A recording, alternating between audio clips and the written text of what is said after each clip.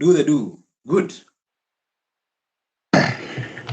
Let's see. Do the do. Good. Yeah, the sound. Amazing. Let's see.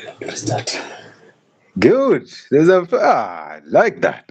People on YouTube missed out on that. Listen to that. Listen to that.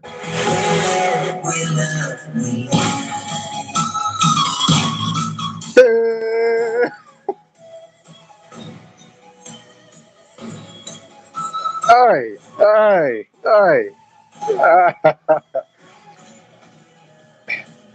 What can you say? What can you say?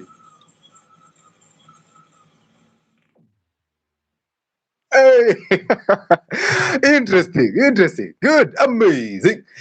Uncle Chile in the building. The show is Identity Fridays. And guess what? Tonight is going to be fire. So if my sound is clear again on YouTube, be kind to actually notify me and tell me, hey, you know what? We are loud and clear on both platforms. We are live on Facebook. We are live on TikTok. We are live on YouTube. What an amazing show lined up.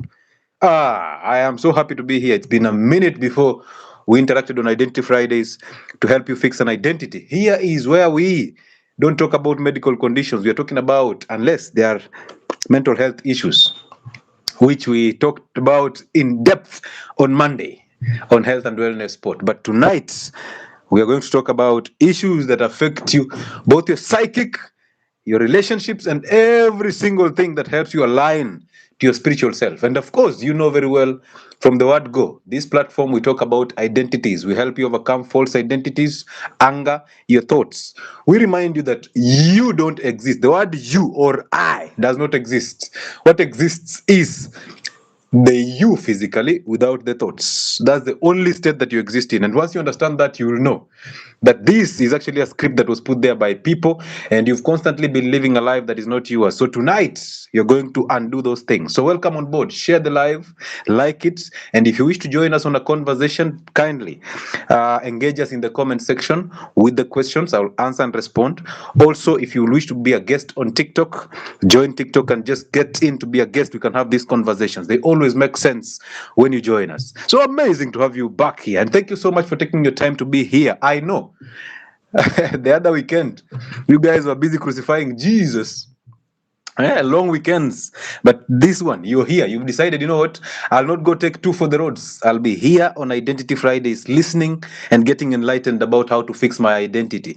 Anger is abnormal. Therefore, if you have anger, this is a platform that will help you overcome that. Welcome once again. And as you join in, do not forget to remind us where you're joining us from so that I can actually shout out to people in your area code. Let's start on YouTube. I can see Safi in the building. Safi, welcome on board, my brother. How are you? Chajiri Ugamba Chimsaja. I see Ramadan Inganga is in the building. Welcome on board. Joab Oboge Jambaka FM is in the building. I see Javan Leo from Luanda Vihiga Msiani. Lomana Msiani. I also see Yvonne Kim from Meru. I see Adesua Rise. I see Bube Agnes. Good evening, Uncle Chile from Thika Road. Amazing. Jay Opande is in the building. Daniel Lichuma from Kwale County, Samburu in Kwale County. I see Marked, our own Dr. Beg, son of the gun. Let me just give you that one. Amazing. Son of the gun. What an interesting. Son of the soil is in the building to do his thing. I see Eunice Ayako. I see you. Thank you so much from Kino. I see Lagos TV is in the building. Ivinelli Daktari, karibu sana. Nice to have you on board. I also see Lagos TV is from Ngong, Kajiado County. I see who else? Agi Kelly. I see Melin Achieng. Oh, amazing. Welcome. You're not ready. You are not ready. By the way, parents in the building, today is the day that I'm going to upset you so bad. If you've come here with your emotions, today is going to be a very bad day for you. So you'd rather start packing your bags and disappearing immediately. I see Prickies in the building looking sharp. Amazing. Huh? Sometimes unapiga kaluku kidogo kidogo tu ya kutisha watu wasifikirie wewe ni mtu ya kawaida. I see Alice, Dr. Alice Africa is in the building. I see Wambugu Dennis. Hey, amazing. All of you are just coming in. That's just powerful. On TikTok, I see Junior from Juja. Wazungu wanadanganya Juja ni inasoma ati huha. Huha. From huha. Jose. Huha. This is a lie. Hey, Doc, watching from the Gulf, Kuwait City. Mary Njuguna. Amazing. Tuko ndani ya Kuwait. Nyinyi mnangojea ni stage ya show in Kuwait. Mimi niko ndani ya Kuwait. I'm already there. I say, mimi nimetishika. Who is that? Linda K. Oh, Linda, you should have grown goosebumps everywhere. Sahi uko chini ya kitanda. You're just waiting to be whipped. Hi, Uncle Chile, looking amazing this evening. Thank you so much, Ann George. Amazing. I see Live Fit. Uncle Chile, salute from Sioux. Watu wa Syokimau mko in the building. I see you. Niko ndani kama funguo kwa kabati. Kabati gani brother? Nakumbuka ile ngoma ya nyundo inagongana na makabati. Acha tu. Wangoi, Paris, France. Yeah, Paris. People in Paris are here, bro. Wangoi, karibu sana. Clinton from Mombasa, loyal and locked. Thank you. Kate Nduta, I see you. Kiplagat from Eldoret, Banana Republic, Muna Kampala. Banana Republic, that's the land of the cranes. Uganda. Mchara, Muganda, Ugambachi. Alice Ombeo, I see you. I see Linda K. Watching from Kasarani, Hunters. Alice Ombeo. Hey, what were Hunters? What were Hunters? Hey. Linda Bonju, Tulemon. Komotita Pel. Jumapel Kipoku Pekibamba. Let's keep moving. Watching Agatimis in the building, watching from Southampton City. Hello, how are you? On Facebook, I see Ozil Tracy. I see Joseph Jr. is in the building. I see Grace Steve. Liz Shiro is in the building. Thank you so much, Liz Shiro, for your support. It's an amazing journey to work with you people. I see Kevin K.E. Hey, invite them to Mombasa. Ladies and gentlemen, let us remind ourselves of the basics, okay? Basics of this show is just fixing an identity. And we already have a spiritual order of life. Let's go slow today.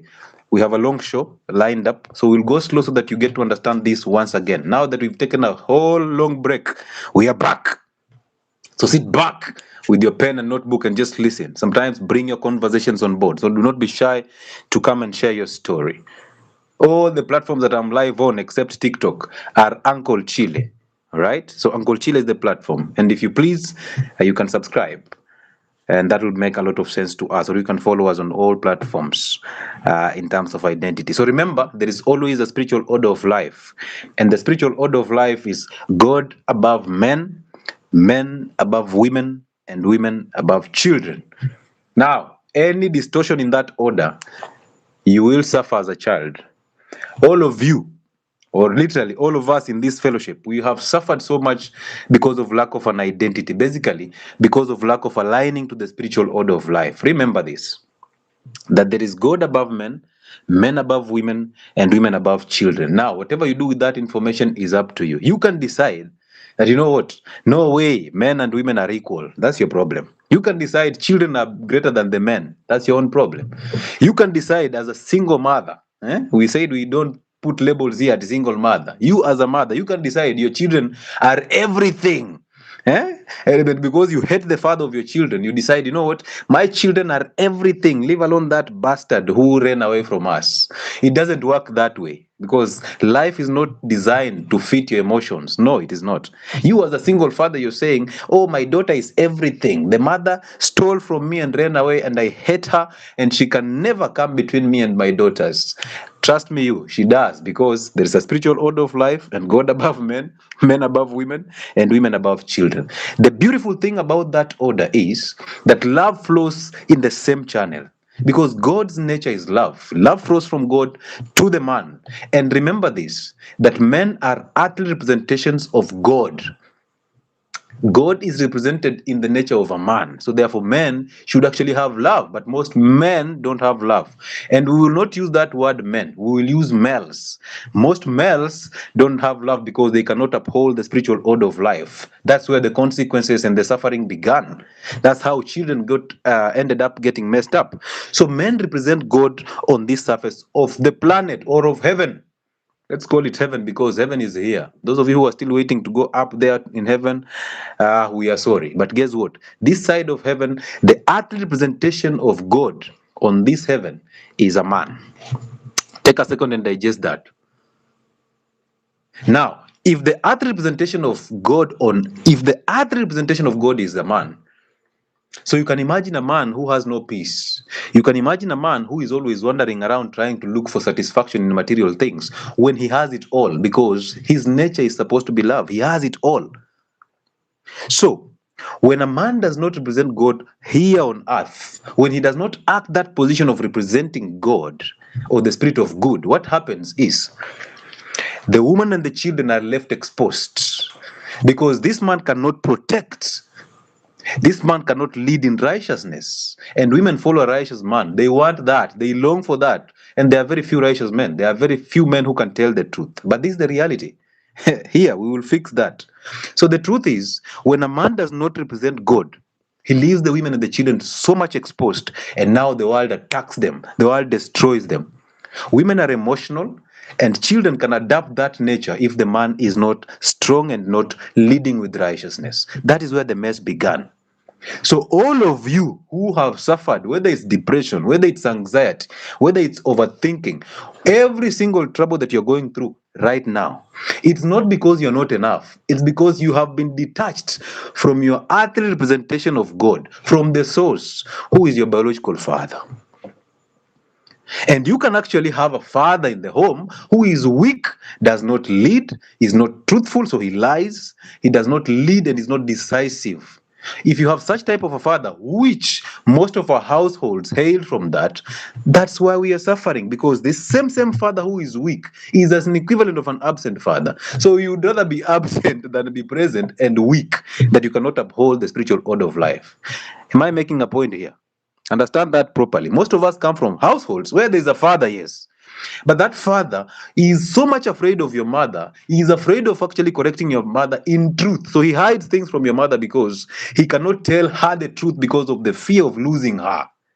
And also the fear of losing that status of a family unit. You know, in our societies, there's that family unit that is so much respected. And if you walk in and walk out, you're seen as the lesser man, or you're seen as the lesser woman. So therefore, this nature of them trying to protect that family unit so that they're seen as a man, they are seen as the chairman. That is what is actually messing them up. They can't stand the women they've married because most men marry their mothers. Most men marry their mothers. Therefore, the spirit of control continues from their mothers into another different human being, but they set in that woman, and that is your wife. So if you've been married or you married your wife, your mother, it is difficult for you to actually show her the way, because one, probably she's older than you, and when she's older than you, she treats you as the son. Number two, possibly you cannot lead now because you did not put boundaries, you did not communicate adequately before she joined the relationship. Now that she's here in the relationship, you want to communicate when she's here, it becomes very difficult. That's why most of you, when we tell you that this is the right way to live in terms of dietary modifications and lifestyles, you ask me about your wife because you're afraid if you bring this home, there will be questions, there will be rejection. You will be rejected and possibly you'll be denied sex. And because you worship sex so much, if they deny you sex, you are in problems. And I will tell you something about this emotional control that mothers exert on their children. And you will see where the sex part comes in. It's very interesting tonight. It's going to be very interesting. Yeah? It's going to be very interesting. So let's proceed. So if men do not act that position of representing God on earth, women are left exposed and children are left exposed. It is a spiritual responsibility of a man to fight evil. But then how can you fight evil as a man if you don't know how evil look like? If you identify with evil in your head, the thoughts, how will you know how to differentiate when you actually part of it? We said the only way to see it differently is when you separate from it.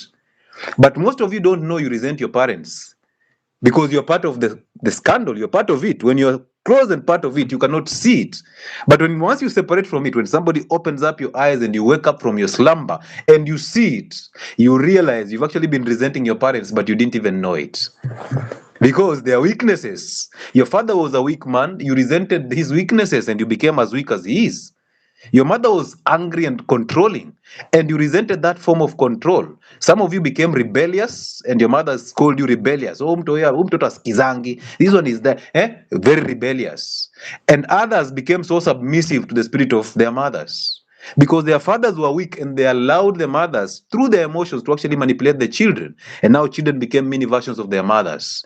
Angry, resentful, fearful, doubting themselves, overthinkers, insecure. This is the nature of emotions, and that is the nature of a woman. So therefore, fathers who are weak and do not represent God on earth, they allow their children to be remodeled into their mother's image, and that's how most of you have actually ended up where you are. You are insecure, but you don't know how. You think it's actually your normal state. You even defend it by saying, I am an overthinker. You know, for me, I'm an overthinker. So I need somebody who can help me settle down. Nobody can actually help you settle your emotions and your overthinking down. It is all inside you. It's happening inside you, and it's only you who can actually change that. Am I making some sense here?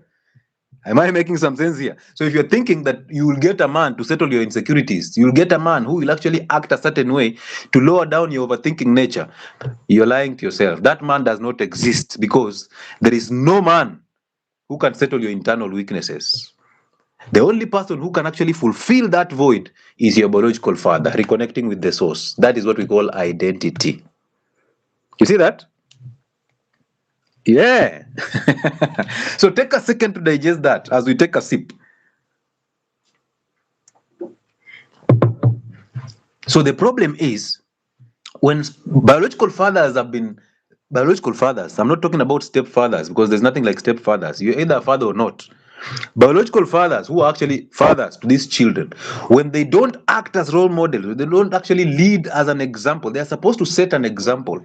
So when they don't do that, what happens is, we've said, they leave the women exposed and they leave the children exposed. And once that happens, the world can actually suck in. The world can actually present a lie to a woman, and she believes it because she's emotional. Her nature is emotions. So she believes it. Look at the first man. How did he end up getting messed up? The woman listened to what? An external source. And when the woman came and implemented what she had heard from the external source, even the man who was supposed to give instructions to the woman did not ask the woman, where did you get these instructions from? Because you're supposed to get instructions from me. But you went and got instructions from somewhere else, and you implemented it, and I followed it without even asking, where did you get this from? Fear.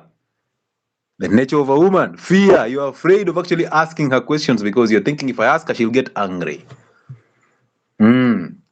So you sit back there, weak as crazy, and just hoping that things can actually change for the better. Oh, she will change one day. I am praying. Every morning I go on my knees to pray that my wife changes. She's something else. No, you are something else, because you attracted who you are.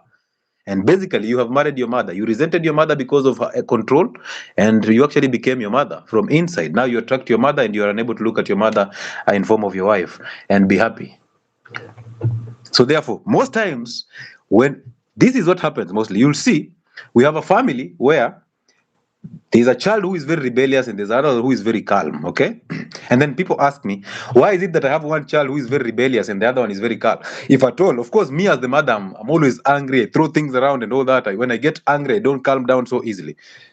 But why is it that I have a son who has, you call it emotional intelligence, I just laugh, who is very intelligent emotionally, knows how to calm down, does not react so much. But I have another one who is actually crazy. And my answer is very simple.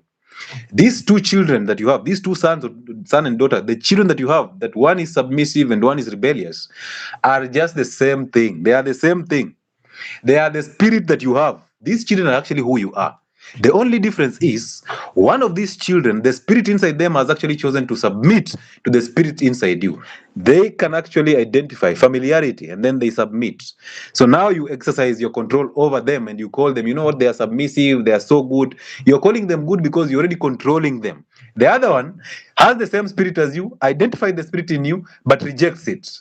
So now you're thinking, okay, this one is rebellious and this one is that. No, no, no, no, no. The two have the same spirit. The only difference is one has chosen to submit, the other one has chosen to reject your control. Now you're upset about the one who has actually chosen to reject your control. But that same spirit that is rejecting your control is your spirit. So therefore, these two children are the same. How they react to things is the only difference. But the spirit in them is the same. They are not different children. They might be different physically, but inside, which matters, is the same spirit. Your spirit as a mother and as a father. A weak father and a controlling and angry mother. Amazing. From that point of view, up to there, any questions? Any questions? Hii inaenda kuwa moto. Nawaambia ukweli. So start preparing to run. Just run. Put your bahashas here and just talk ambio. Because it's going to be difficult. It's going to be bad. Nyi mmezoea kulambo mnabembelezwa. Oh, how about Gen Zs? These Gen Zs are crazy. You know, you have to sit down with the Gen Z and discuss things. Let me tell you, a Gen Z is who you are. This is just a rebellious spirit of yourself. They are a rebellious spirit of yourself. Most of the Gen Zs lack a father figure, and if they have fathers, fathers are very weak. They didn't know how to lead in the truth. Their fathers are drunkards. Their fathers are always absent. Their fathers have multiple families. Their fathers are liars. Their fathers are weak. They can't provide. They're doing 50-50 with their mothers. Therefore, the spirit of control in that home is super high. They don't know authority from home because the father did not show that figure of authority. So therefore, they question every authority out here, including the government. On that note, let me tell you this. So the other, was it this week or Monday or something? I don't remember. But I saw a story that was all over in the media that I come from Viga County. So my senator is called 𝗬𝗙𝗓𝗧. So he was hit with goons and stones somewhere in Kisumu, I think so. Let me just turn this off. I don't want the noise. All right. So he was hit with goons somewhere, and every lawyer guy was coming out. So I saw a story on is it someone's platform, a certain TV platform on Facebook, and there was this guy who was posted there, a lawyer guy, saying, you know what?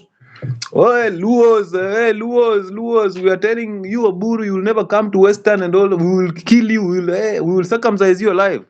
I'm just looking at them and saying, okay, wait a minute. First things first. You and the senator, you are not related in any way. That is one. Number two, he doesn't even know you. You are just his follower because you are moving with the winds. You're moving with the what do we call it? The Sifuna wave. All right. So you're moving with the wave. You don't even have your stand. You're moving with the wave. And that wave is bound to change, and you will move with another wave. So here you're actually abusing Luos for actually hitting this guy. You don't even know how this story started. We don't care about what happened. We care about what we see, right? That is true. But the truth is, he was hit, yes. But that has nothing to do with Luos and Luyas. That has nothing to do with Luos and Luyas. This is not about tribes. This is not about tribalism. This is about evil and good. What is evil and what is good? Evil people are everywhere. There are Kales who are evil. There are Kikuyus who are evil.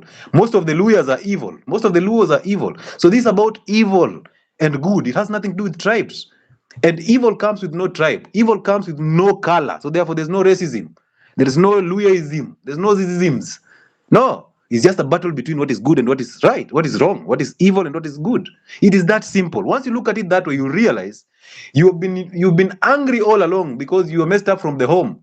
And now you're projecting that anger out there because tribe is the only thing you can use to defend your anger. So therefore, you are a messed up gentleman. I was looking at him shouting, and at some point he started throwing abuses. I'm like, Now this actually has taken a different dimension. So I made a comment on that post because he was saying, "Sisi kama Waluya." Those who don't hear Swahili, we as Luyas. I'm like, hey. When our senator was hit, it's not right to hit somebody that way. We don't agree with that. That one is, of course, the law has to take its course. But you cannot drag me into Luya wars just because one person was hit with goons. I am not a politician. So why are you dragging me into this nonsense? You're telling me, you know what, we have to defend our own. No, I'm not defending anybody. I don't care about what is happening outside me. I care about what is happening inside me. So therefore, if you want to look at that as selfish, well done. If you want to look at that and tell me, I'm going to unsubscribe to your channel because you're, hey, go ahead and do it. You're doing me a favor. No, you're not. You're not doing me a favor to subscribe to my channel. I'm giving you value. So I was looking at that. I'm just like, no, why did it go that direction? It means we are just so angry and we are just waiting for something to come up so that we exercise our anger. I'm like, okay. Okay, so now the senator has actually given us a reason to actually exercise our anger. So it's not about Luos, it's about us, the anger inside us. So when I commented, I said, you know what? No. This is not about us. This is about you. Those are your views. Don't tell me your views are representing the lawyers. It has nothing to do with lawyers. It has everything to do with you and your anger. Hey? That comment alone made me realize that, you know what? If these are the people who are going to vote,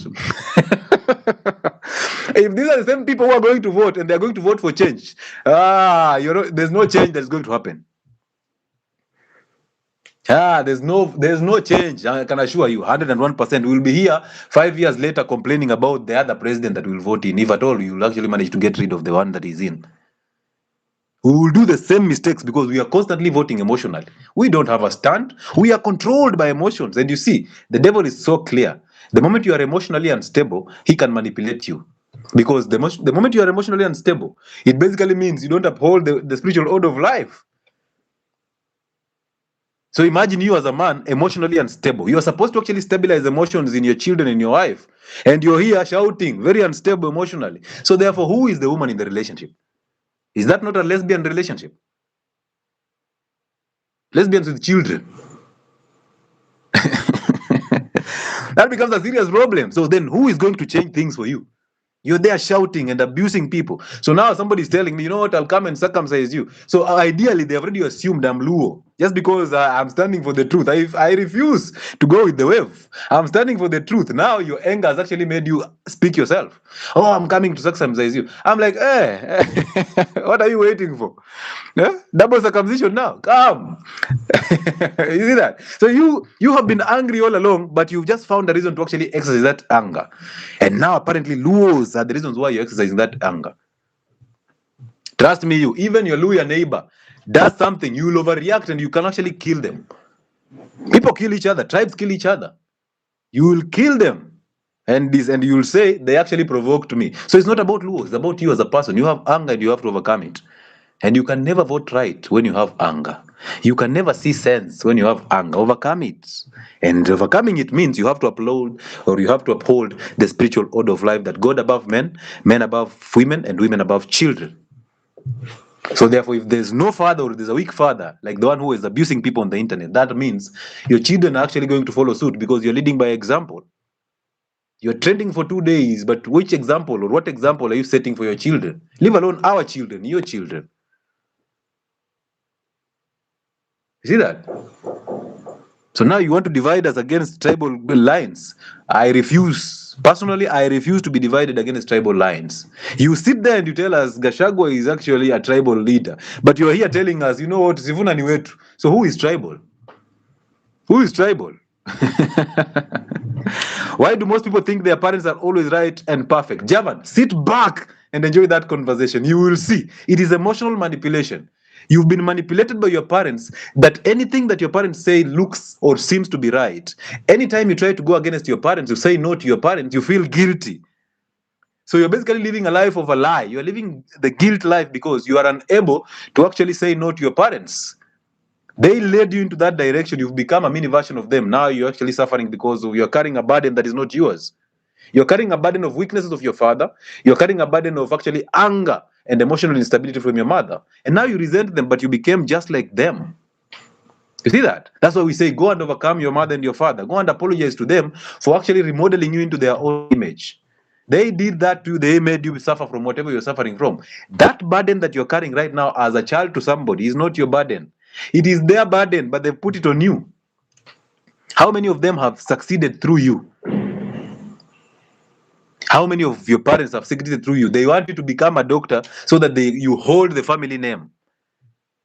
They want you to become a pastor because your uncle, your grandfather have been pastors, so you have to become a pastor.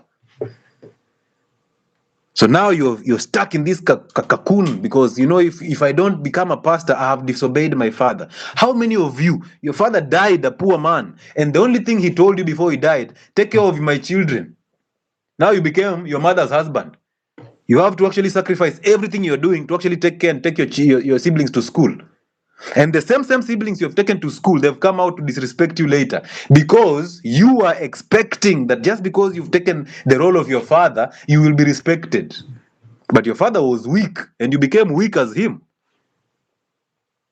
You see that? So your father tells you, you know what, you have to promise me before I die that you'll take care of my 9 children. But when he was ejaculating, he did not tell you.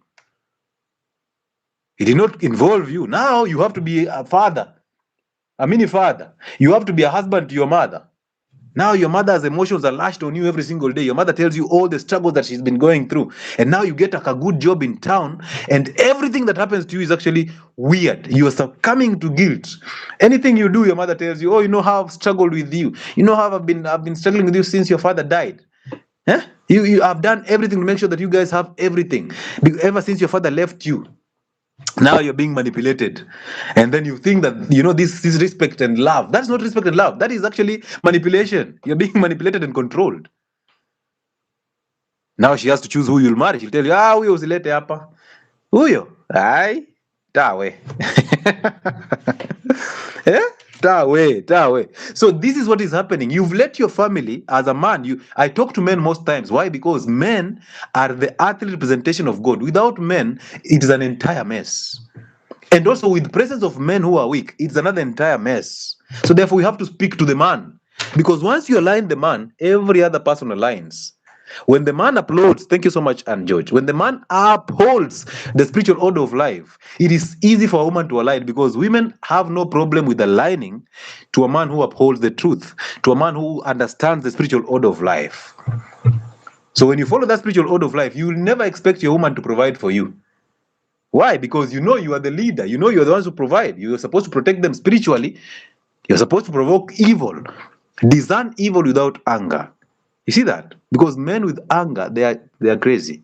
They are controlled by the devil, and they are sons of the devil. They are sons of the darkness. So every issue you're seeing out here, transgenderism, homosexuality, you're seeing abortions rampant everywhere, and they're being advertised. You're seeing babies out of wedlock. All these things that are happening, you're seeing single parenthood families when both parents are actually alive. All these things you're seeing is because women have submitted to the lie that comes from the world. They've been masked emotionally by the lie that comes from the world. And this is because they've been exposed by the men. Weak men have exposed women to the emotional lie that is coming from the world. And women can actually fall for what they hear. That's why we have this issue of 2/3 gender rule. That's why we have these positions called women rape. These are, governments know this. Governments know that weak men are good for manipulation. And when you use the women, it's actually a whole ball game. You've actually won the entire ball game. That's why you will see in churches, women are filled in the churches, because their spiritual daddy, they call him a spiritual daddy, the pastor, has a say. The pastor will say something and they will follow. Something that can be said by the weak man at home, they can't follow. So pastors understand this game perfectly. Governments understand this game perfectly, that the moment you weaken the man, women they will become very, very vulnerable. And now you can use the women, you can manipulate the women. And through that, you manipulate the entire generation. So simply make the men weak by trying to actually tell, you know what, we have 2/3 gender rule. Imagine you're getting a position, not because of merit, but because you're a woman. And that's why I tell you, women are not stronger than men. You can take this to the bank. Women are not stronger than men. The reason why women work so hard is because they want to actually prove that they are stronger than men. They will work their ass up so hard to just prove a point. But you see, when you're trying to prove a point, it means you're not. It means you're not. You are working so hard to look strong. You're not strong. You're working so hard to look strong. And you can never get that strength if there's no spiritual aligning in your life. If there's no biological father who was upholding the spiritual order of life, and if there's no husband who understands the truth, it is easy for you to gain your strength under that man than to gain strength alone, because you'll be working so hard to just prove a point that, you know what, I'm strong. You know, I've done everything to this. You're actually trying to look strong. And when you're trying to look strong, you're not strong. Thank you so much, Real Warrior. I used to be the submissive child. This is Ramadan Inganga. I used to be the submissive child, and saw my rebellious brother as the bad one. The first time I went against my mother, she turned on me and told me, you are just like your brother. I gave birth to fools. Hello? Are you hearing that? Let me repeat it.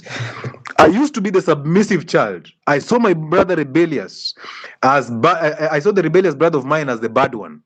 The first time I went against my mother, She turned on me and told me, "You are just like your brother. I gave birth to fools." That is your mother saying these statements to you. Do you know how deep that is?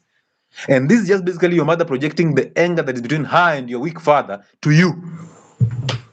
You are seated there thinking, you know what, I am the good one, because you're chasing a thrill. You've been taught to chase a thrill, so you're constantly chasing a thrill of being told, oh, you're the good son. Oh, you know, you're very, very good. Oh, you know, you're submissive. That's why God has blessed you. God is not emotional. So your mother looks at your brother and thinks, you know what, this one is a rebellious one, and he's an outcast, as rebellious as those brothers of his father. On the other side, your father is looking at you and saying, this one is just as crazy, as weak as the side of the mother. You just are like your mother. You can't, we kwenda, we ni mjinga kama mama yako. These are the fathers that we have. The fathers who look at children and say, you know what, me, I want a son. I cannot have all these daughters. I want a son. Yet they know they are the ones who actually carry the genes or the chromosomes for raising a son. But they are blaming the women. You see that nonsense? So imagine your mother looking at you and saying, oh, you know what, because you are submissive, he applauds you, he massages you, does all the good things to you so that he makes your rebellious brother to be angry, or to actually feel like, you know what, if I behave in a submissive manner, my mother will now actually pay attention. Emotional manipulation. Now, the moment you say no to your mother once, you will see a beast you've never seen. She turns immediately. She becomes a beast, and you wonder, hey, is this the mother that I've actually seen all these years? I have been submissive to her all these years. This one has actually changed now, just because I said no to her. And now she categorizes you with the other rebellious brother. Don't you see the spirit of control there? Are you seeing what I'm saying? The manipulation and control, this is Alice Ombeo. The manipulation and control is insane. When I was a child, I always saw my parents as perfect always. Yes, because they present that image. You see, children learn by imitation and observation. So they present that image that will make you feel guilty anytime you go against that image. Now you can't breathe. Because if you try to breathe and your father is here manipulating you because he's providing. There are fathers who will tell you everything just because they are providing. Oh, they will tell you nonsense. Then they threaten you. You know, I'm the one who is actually, that's your role, father. It is your role. I didn't apply to be here. So it is your role to provide until I get up to 18 and I move out. So why are you complaining? Why does it look like I'm a burden? But when you're ejaculating, I wasn't a burden. You probably were having your own fun. Oh, I didn't apply to be here. So take your responsibility. Don't tell me just because you're providing now I have to submit to everything. No. I also have a will and I can actually say what I want to say without disrespecting you. But understand that I can actually say no to you. Yeah, I can. Once I see the light, I will easily say no to you, even if you're my father or my mother. It doesn't matter. The fact that I never seen my parents sit together having a conversation is crazy. That is Ian George. Imagine that. Imagine you as a daughter, like Anne. You've sat there all your life looking and hoping that one day, because inside you there's that void that tells you these people need to actually sit together and have a conversation. But imagine you're there and you're looking at them, trying to actually look at the gaps, and you're seeing the gap already because the spirit of good inside you already tells you there's a gap here. They need to fix it. Some of your parents will drag you into that nonsense. Your mother wants you to pick her side, your father wants you to pick his side. So they want you to divide against them so that you pick a side. So that they say, oh, you know what, oh, my children love me. They are chasing that cathedral. So imagine these people cannot sit down and have a conversation as adults. They can't. But they're expecting to raise children who are upright. So parents, you failed on this one. Oh, you failed badly. You're looking at your children wondering, how did these children turn out to be this way? But that's who you are. That's who you raise them to be, because children are born with an empty script. This is a child. Empty script. So you start writing your story there. You're the first person to condition them. Today, I don't even want to advertise my platforms. I'll only advertise the weight loss program that starts on the 15th. A 2-month weight loss program that starts on the 15th. And you can actually use that program to get better and fix your identity. 0707074722. That is the number that you can use to actually book for a slot on that weight loss program. It starts next week on Wednesday, so you only have about 4 days to go. 0707074722. That is the contact you can use. Send a WhatsApp message on that contact and they will book you in. It's only 4,000 shillings. For the 2 months, and it's an amazing program. In that program, once you come out, even your family will hate you. Because they'll try to tell you, oh, you look depressed, and you're like, okay, I'm okay. And then they're like, So watakuwa wanasikia mbaya, lakini they cannot tell you anything. They try to poke you, and they realize you are so stable emotionally. And when you're stable emotionally, nothing can move you. You lose that weight and gain when you please. They'll tell you, oh, your husband is stressing you. Maybe your marriage is not working. Maybe your business is actually failing. You're so depressed. Your job is not going. You're not making the profits you used to make. That's why you're actually losing weight. You will actually know they will say that. So you will not react with anger. You look at them, discern their evil nature, and keep moving. And they start wondering, what has she done? What has she done? What has he done? Thank you so much, True Mercy. What has he done? He has not done anything different. He just fixed his identity and realized that he's actually been resenting you guys for no good reason. And he apologizes to you and overcomes you. Therefore, whatever you say cannot affect them.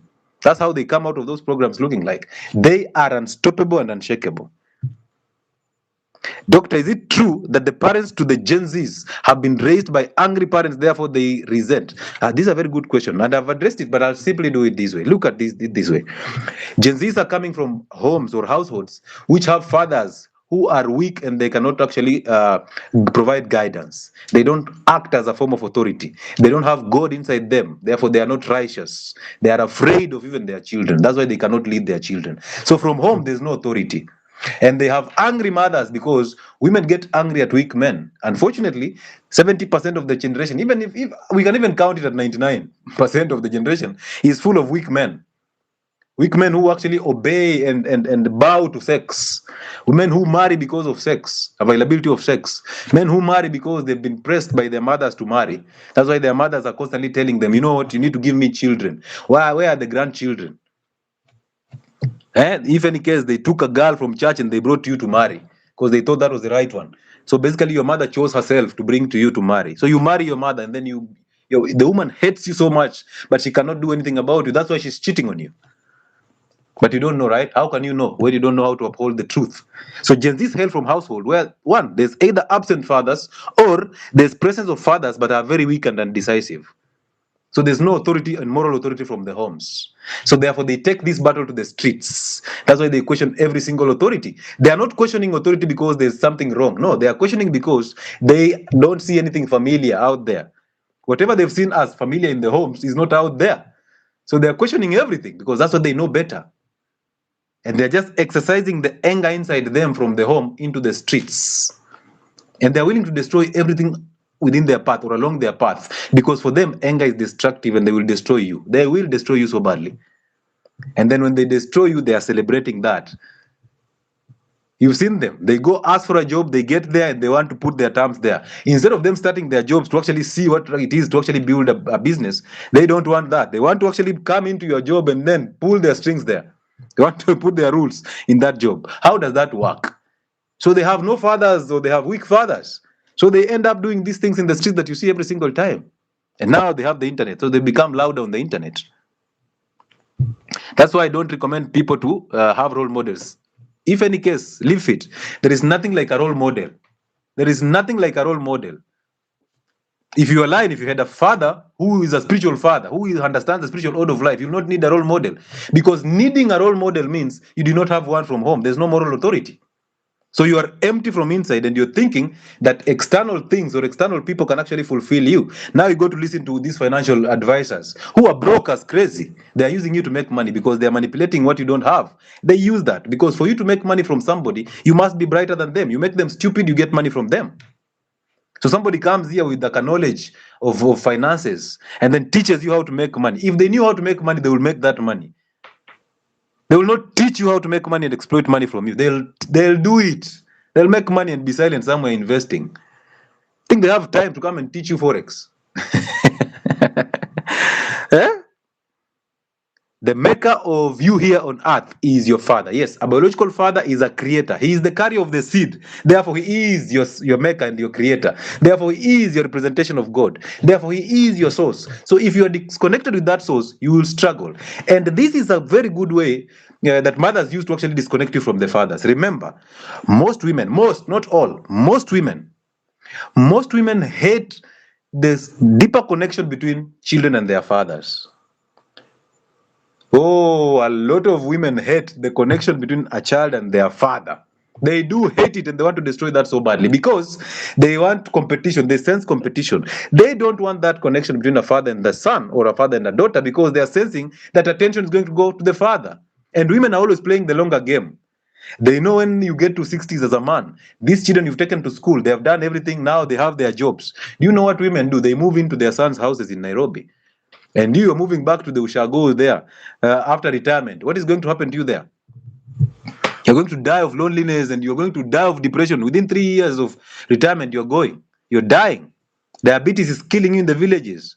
Malnutrition, because your wife has actually chosen to bring her chaos in your son's house in the towns. And your son is so emotionally manipulated because when you are working in the urban setups, you didn't come back home to actually connect with your sons. You went into the urban centers to chase paper and you thought paper is everything. Now you've chased the paper, you are now here retiring with your paper. And the woman has actually taken every single attention from your children into the urban centers. They are settling there. Now it's chaos between your wife, basically their mother and the wife to the son. So it's chaos in the urban setups and you are dying in the villages. Alone, depressed. You're trying to connect with those people there. They don't know you. They can't recognize you because you went to the urban setup and you guys lost touch. You will die of depression in the villages. A false disease. A false disease, you will die as a man. So women are playing the longer game. They know very well if they manipulate their children emotionally, they will actually reap the favors when they get to 60s. You as a man, you're there trying to chase paper to provide. You think paper is everything. You're chasing the bag, right? And disconnecting your children. Guess who is taking over? Hey, you will see it at 60. Don't worry. Right now, you might not see it. You will see it. It's coming. Angela Nyang's watching from Katani. Amazing. Osolo author, daktari, can you explain why marriage between watu hawajaenda shule ndoa yao who are peaceful unlike the educated ones? Now, this statement is half true and half false. Even the uneducated, once you don't have an identity, you are going to you're going to suffer. You would have actually said it this way, that common sense is way over intellect. You see, when you go to school, there's an ego that comes with that. That you deserve better, that you're now educated, you know most things. That ego is the one that destroys that marriage.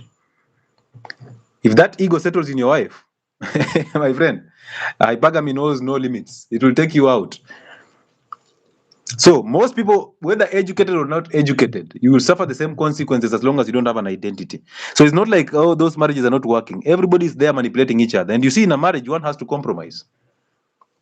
One has to compromise. When you compromise, that's when it will work. And you see, compromising means you actually have to tell the lie.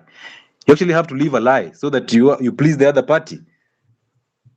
All right? When you're telling a lie, you have to please the other party. Remember, your great-grandfather married but did not live with the wife. Why do you think that was the reason? He understood the assignment clearly. And at some point, I think most people will get to agree one day that men and women are not designed to live in the same house for a long period of time. One day you people will get to agree that men and women, these houses, if you turn on the CCTVs in those houses, leave alone the image that they put out there for you. Where? Higher. Dr. Ali's Africa, I personally are proud of going to my parents and apologizing because I'm now the worst child, now according to everyone, because I'm standing my grounds. I was the provider and the mini parents. Now I'm me and me. Wewe endelea kuargue hapo. People are getting better. Why? Because people are actually running away from this prison, this enslavement. You've been enslaved by your parents to become a mini parent. Now, when will you ever invest in yourself? When will you ever grow? When will you ever actually provide for your children exclusively and actually give them the best according to what you have at the moment? If at all black tax is taking everything away from you. Anytime your salary comes in, your father is the first one to call you. Hey, serikali hawajalipa. Leo amedelay sana. You've actually assigned 40,000 to your parent, to your father as salary, like he does anything. Your father is seated there just waiting end month. There's 40,000 coming from my son. When it comes in, he calls you and says, asante sana, Mungu akubariki. He manipulates you with God. Oh, sijui nini, hey. And some of you, your fathers will only talk to you when it matters money. Without the money, nobody's going to talk to you. Your father does not even recognize you without the money. That's why the richest in the family is the one who is most celebrated. The one who brings in kakitu, the one who is most celebrated. Let your mother call you at the end of the month and you tell her you don't have money. And that's why no one should ever know your payslip. Why are you telling your mother or your father, you know what, I'm earning 100,000, 50,000? Your mother is already calculating her budget in your money. So you come and tell her at the end of the month, because she knows how much you're paying for rent, she calculates how much you'll eat, and then she knows, hey, kijana yangu lazima nitumie 10,000. You send 2,000 shillings. Already she has budgeted a chama, the church things. She's already budgeted your money, and now you're sending her 2,000 shillings. She's like, wanawake wa town wanakula pesa yako. Those women who you are eating your money. I tell you what you don't want to hear. The manipulation is real. Another thing I have observed, every time we are seated with our mother, she keeps repeating stories of the bad things our father did to her. And then says she regrets choosing him. And then how is that your business? Imagine your mother telling you that she regrets choosing your father. You are not even there. You did not even, they were having fun. Your mother gave access to sex to your father. Access. And she was there to have fun, only to realize she was ovulating later. Right now, you guys look at, ladies are looking at men. It's an ovulation week, I think so. So ladies are looking at every man. Once you see the two veins here a little bit, you just want to grab that man and sleep with that man. Once you see the two muscles kidogo, you want to grab these small boys and sleep with them. Ovulation is lying to you. And then 9 months down the line, you're blaming that vein man for running away from you. But ovulation lied to you because you have no identity. You have no direction. You're using your erections as a source of direction. Your erections are becoming your directions. You can't let a man rest because you're ovulating. And then you see how you're defending it as a group. At your ovulation is satanic. Oh, ovulation it's not ovulation, it's you as a person. Other women are ovulating and they're very calm. But you?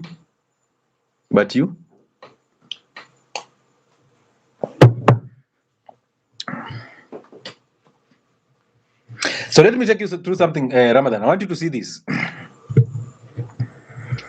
And by the way, when I talk about these things, a man is not just somebody who is reading the Bible or reciting the Quran. That is not a man.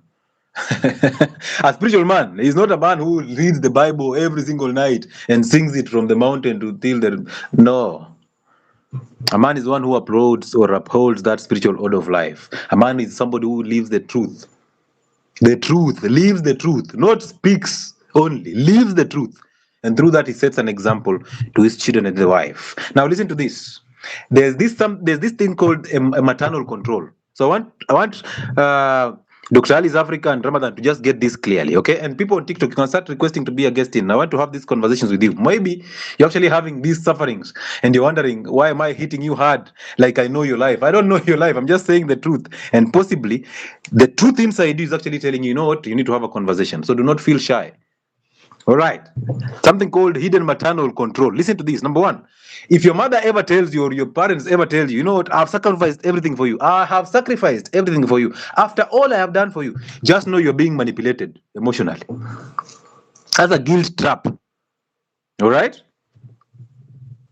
A constant reminder of her suffering is not to teach you how to be resilient. No, it is her trying to control you and control your decisions. So she's saying those things so that you actually feel guilty for actually doing the wrong things, the opposite of her.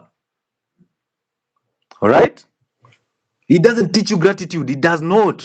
Oh, after all I've done, the suffering that I've gone through, I don't want you to become just like me. No, she's not doing that to actually teach you gratitude and how to actually become bold. No, she's doing that because she has to control you so that she manipulates you. Total control. That's emotional control. You will confuse that slavery with love and respect. You've confused that slavery all along. That if you don't send her money, you feel guilty because she has done everything for you. She has taken you to school. It was her responsibility or your father's responsibility to take you through school. If your mother chose the wrong father for you, that is her business. So she has to take the consequences of that business because you're not a father, you're not a husband to her. You're not a mini husband. You see that? So she's very strategic at what she's doing. She's actually doing these things knowing that she'll make you feel guilty about it. And once you feel guilty, you will send her the money. And now when you send her the money, she says a prayer for you. By the way, somebody told me, why is it that when you give your mother money, she has to count it? Why does your mother count the money you've given to her, or your father? Why does he count the money that you've given to them before they pray for you? That false prayer that they make, praying to the devil in their heads. They count the money as though it was a debt. Mbona wanahesabu hiyo pesa? Hi, mothers and fathers in the house. Tawe, we know you, we've refused. Tumekata. Why are you counting money? Your son has just given you a token. So just pray and prefer doing a silent prayer. Why are you counting the money? Somebody saying, please, I would like to know where you deduced your spiritual life. Bible, Quran, tradition. There's no spirituality in the Bible, in the Quran. There's no God in the Bible and the books, the holy books that you call holy books. What I derive things from is common sense. I overcome anger by facing my mother and overcoming. I apologize to my mother for actually resenting her. I didn't know I was resenting her. But I had a lot of void inside me, but I knew there's a disconnect between me and my father, because my father, I always wanted to talk to my father and have deeper conversations. I wanted my father to trust me. I was longing for that so badly. But I was wondering, why is it that there's a disconnect? Anytime I talk to my father, he takes the shortest time to actually run away from me. I started feeling like, maybe he hates me. Now I started siding with my mother, only to realize every woman I was attracting in my life was exactly a mini version of my mother.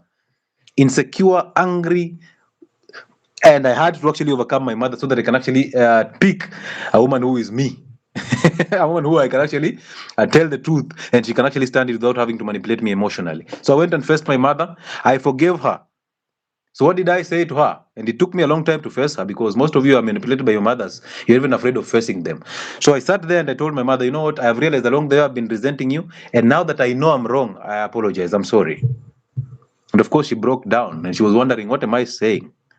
And I was okay with that. Then I went to my father and told him, Dad, you know what? You've done everything to make me the man that I am right now, but along the way I've realized I have a lot of anger. And I think it's because of the disconnect that is between me and you. And I've resented you for that, and I've been thinking that you hate me so much. But I understand that you as a man, you have your own weaknesses. And I cannot resent you because of those weaknesses, because I also don't want my children to resent me because of my weaknesses. I am sorry. And my dad, being an archbishop that he is, he understood the story. So he told me, sit down, and took me through these spiritual aspects of life. And he told me, I am not taking you through these stories now because I wanted you to actually know it now. Anyway, I would have told you this before you even came to apologize. But I had to let you suffer so that you actually see God. Because through suffering is when you actually realize you actually need God. Through suffering, you identify your problem. You identify the gap. Now you fix the problem. When you hit the rock bottom, that's when you actually find solutions. But some of you, when you start crying here, people are hugging you, people are giving you tissues, people are telling you it's okay to cry, it's okay to share your emotions. They actually allowing the devil inside you to live. They're allowing the devil to actually manipulate you every time. Anytime you tell somebody, oh, pole, oh, babji, I'm sorry, mama, hey, kamama, hey, it's okay, just cry, let it out. Please, don't hug them. If they are crying, let them cry. Today, I just saw a man who lost, I don't know, a parent, and he's on TikTok, putting all the lights like these and a phone, and he's crying on the phone. I'm just wondering what is happening to this guy. And he's even reading the comment section. Who cries and talks at the same time? As a man, you're coming to cry on TikTok. And the ladies in the comment section are like, oh, pole. They don't care about your tears, brother. They don't. They care about how you will make them feel when you think that they're actually caring about you. They are chasing a thrill of feeling good. These people on TikTok, they're not your family. These people on the internet are not your family. So they don't care. Stop putting your emotions to these people every single time, trying to show them, you know what, you're my family, guys. So when my auntie, who is a cousin to my relative, my uncle's mother's side, when my auntie who is, when she died, I can't do it, I can't breathe. Stop telling us that. You're breathing already. That's why you're crying. Stop doing this nonsense on the TikToks, my friends, Bana. I was embarrassed for this gentleman. The guy is crying. I'm like, crying with filters. Hey. And I know most of you have my thoughts. I'm just louder. Mungetaka kusema kitu mimi nasema, lakini nyinyi you are cowards. You are afraid of telling him the truth. You are in the comment section trying to massage his ego. Bwana, we crying in the comment section will not actually awaken the one who is dead.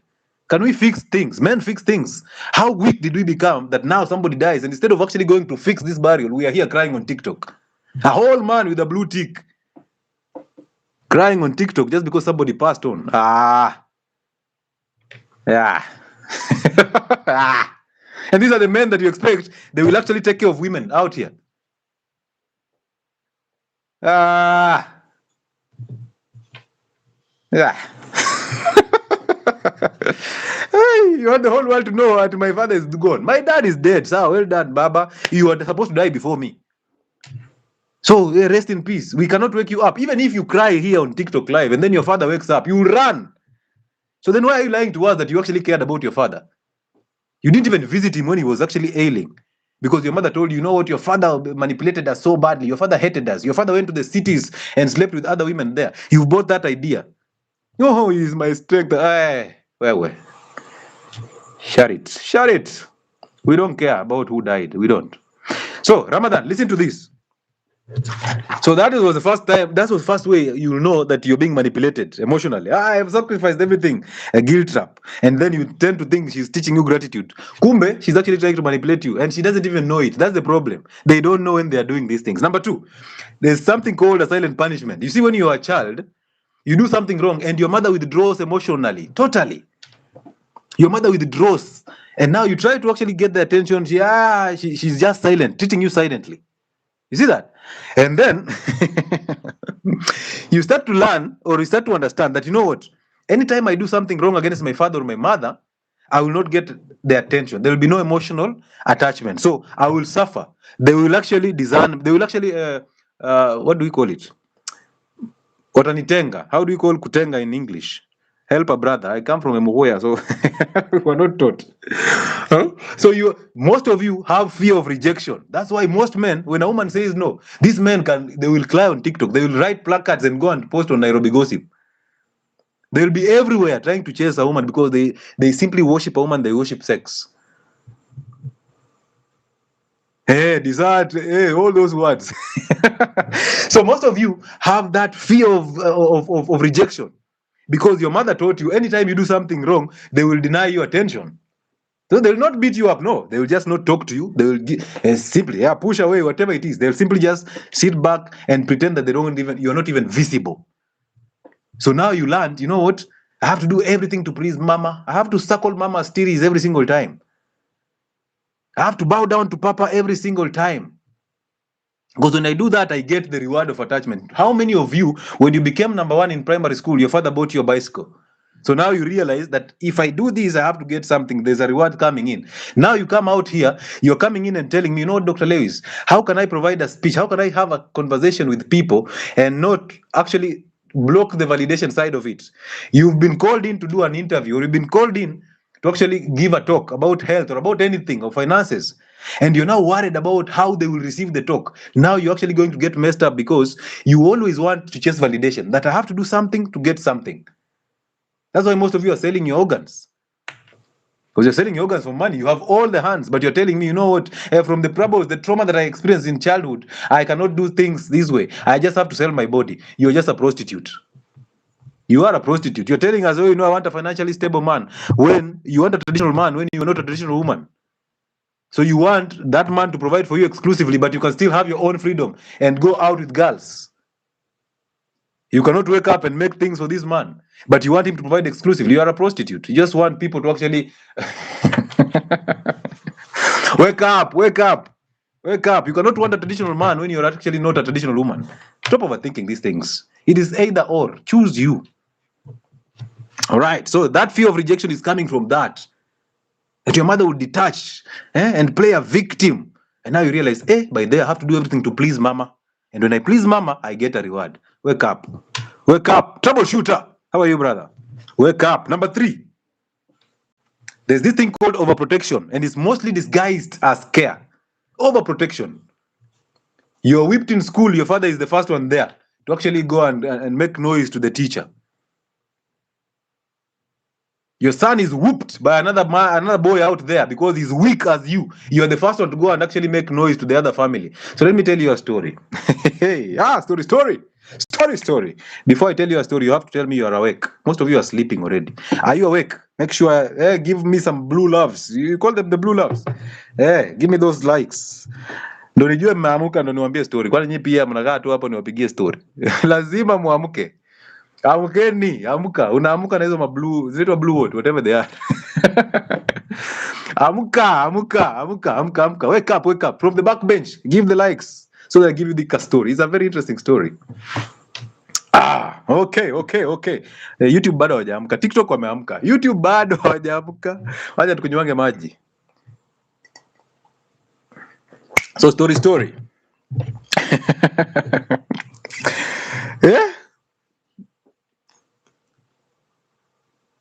You know, thank you so much, all of you who are actually awake. Sasa wacha tuamshe wale wamelala na hii story. Now, so I went to a very village school. Of course, I came from a family where there were challenges from mid class and all that. Everything was just that way. Mnajua, maisha ya kawaida. So all of us were struggling and all that. But in the village setup, I never felt like we were poor or we were average or there's that other family that were rich. No, we never cared about that.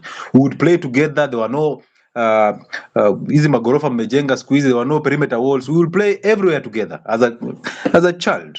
You're playing everywhere, you're doing everything together. There were no buses to pick us from the gate to school because there were no private schools that time. There was one supermarket in Luanda.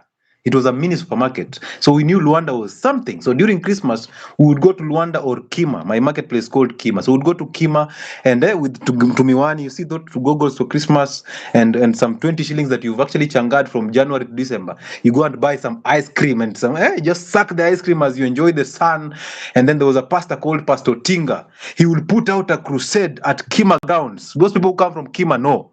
He would put up a crusade, my friend, and he would pray that, you know, that voice of pastors. And people will pretend they are saved. The deaf shall talk, the blind shall see. Even the ones who have been seeing all through in the village will pretend to be blind, and then apparently they are seeing. So Pastor Tinga, hey, respect, my brother. Respect. You are so good at your craft, my brother. So we would go there and enjoy this crusade and then go back home and mom has prepared the chapatis and all that. And you eat those chapatis until you bloat. Now they have to draw with the kaash. Wanakuchora msalaba hapa kwa tumbo so that you feel better. My childhood was... it was amazing. So I was a brighter child, but I didn't know the future because I understood. That time we were to have a sister who's called Daisy and I. So we were two. So I knew possibly Daisy might end up getting married and of course I'll have to stand ground and my parents would succeed through me. Okay, so I had the ego already. And of course God opened up doors and things happened differently and I thank God for that. And I also thank my father for being who he was in my upbringing. Now, in his weaknesses and in my mother's anger, things happened me growing up. So there's this neighbor of ours, and I hope she can actually get to watch this one day. There is this neighbor of ours that is called Jennifer. Hey, Jennifer, I hope you get to watch this. An immediate neighbor called Jennifer, a very tall and slim girl, brown, with the kamwanya. Yawa. Hey, Jennifer. Hey. So, in primary school, there was that desk that you would sit on. A girl here and you here, right? So I never had a chance to sit with Jennifer. I wanted to have that chance. I only had one chance for about one lesson, but the one who was teaching us, may she rest in peace, was called Madam Esther. She was crazy, my friend. When Esther comes to school dressed in red, it was a red day, trust me. I don't know if she was also in the Red Sea. We would struggle. Tungepigwa viboko mbaya sana. So that's the only time I sat near her. But the rest of the times I was seated somewhere in a corner. She was far away from me in that same class. So I would eye this girl and I was so much impressed with this girl. I'm like, come to Kamwanya aka, we. And my testosterone's I see her and I'm just all goose. I'm like, hi, Jennifer. Hi. So we used to call her Senje. Senje in my language means aunt. So I think she was named after the aunt. I don't know. But that was her nickname. She's still there, so she will watch this one day. So I used to like this girl, man. I'm like, but you know, those days, even if you write a letter to a girl, it will be taken to the staff room and you will be read. The letter will be read on the assembly. When you're kneeling there. So the senior master is like, is Lewis is love you. Where would I take the shame in the whole village? Yet I am the brighter one here. Now I have to. So I stayed clean, but I liked her. So, Jennifer,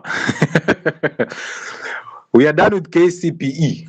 And then there's this to message you write on the board and you say, I was here and all that. You see that? So, I'm done with KCPE.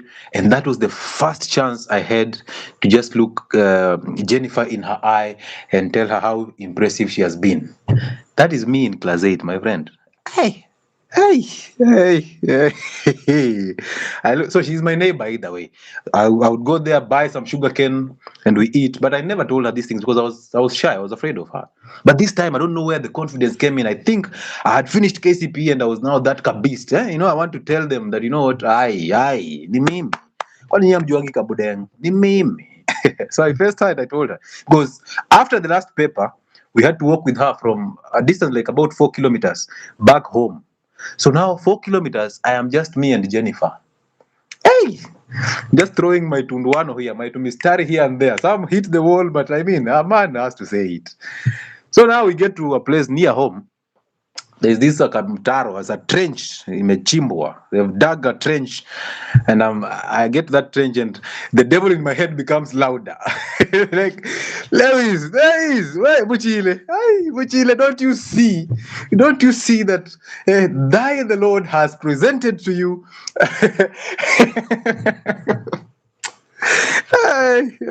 Yeah.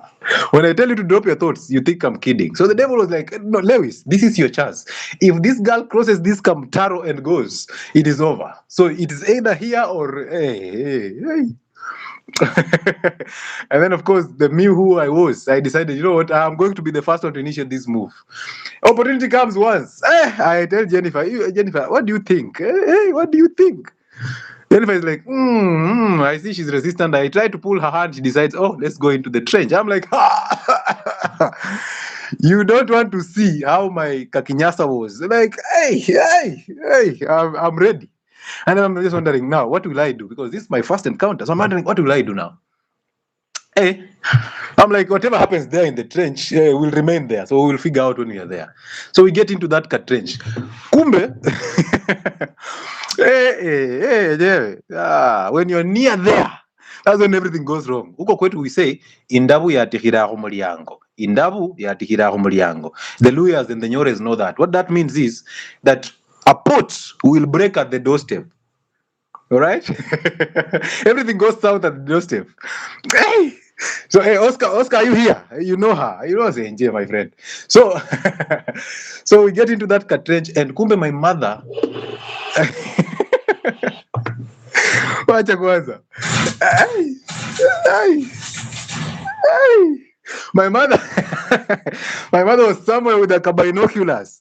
So it is around 5, 6 there. There's a kagiza, some rain is coming in, some clouds are there. Thank you, Clarity. So some clouds are coming in. So the darkness is coming in, and you know how darkness and boys behaves.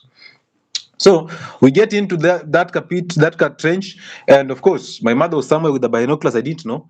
She was waiting for me to get back home so that she sends me to go and pick milk. All right, at another neighbor's. So she was just there standing there with a kachupa and some 20 bob, waiting for me to get there, take the 20 bob and go and bring the milk. And now we can celebrate that the beast has finished class 8 successfully. So I get into that trench. My mother zooms, and my mother is very clear. So she waits for about 5 minutes because she knows when we get there, there'll be some tension. I don't know, of course. She was older, so she understands. So we take about 5 minutes down there, and she comes and stands on top of that kamtaro and just stares at us. So me, I'm there trying to harvest the 2 fruits. So hii story wacha tuachane nayo. Hii story ilitoka mahali by your parent. You've been whooped by a neighbor's son, and your father, in his weaknesses, goes and actually makes noise to the father to that son. Instead of actually telling you, you know what, next time work hard to whip that guy, he goes and makes noise that side. So I'm there. Hey, mnapenda mjene nyinyi mnapenda mjene. La. So I'm there trying to just, the Tuninis have come out so clearly. I'm just trying to prick here and there and see how she reacts and all that. I'm like, hey, now how will I pull it down and do the stuff?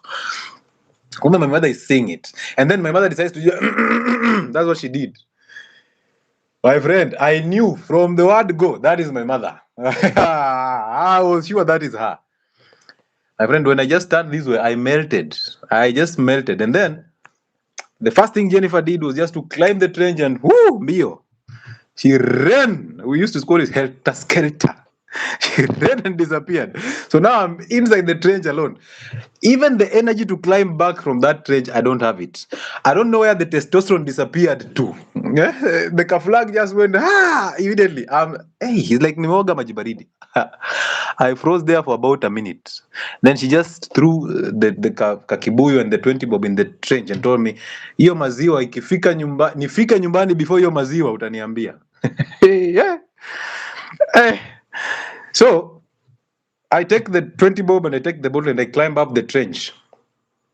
And I look at the side from where our home is. I realize my mother has not gone that direction. So in my head, I'm like, where is she going to? And then it hit me, possibly she has followed Jennifer. So now I had to follow her. Pole pole nyuma. I followed her and then we go to Jennifer's home. And Jennifer was already crying, but her mother was trying to console her. So my mother is there. Now she's making so much noise at Jennifer's mother. So she's shouting, oh, your daughter has come to destroy my son. I felt so bad because it is me who is actually taking advantage of Jennifer. It wasn't her, totally. She didn't even care about, it's me who actually initiated all these things.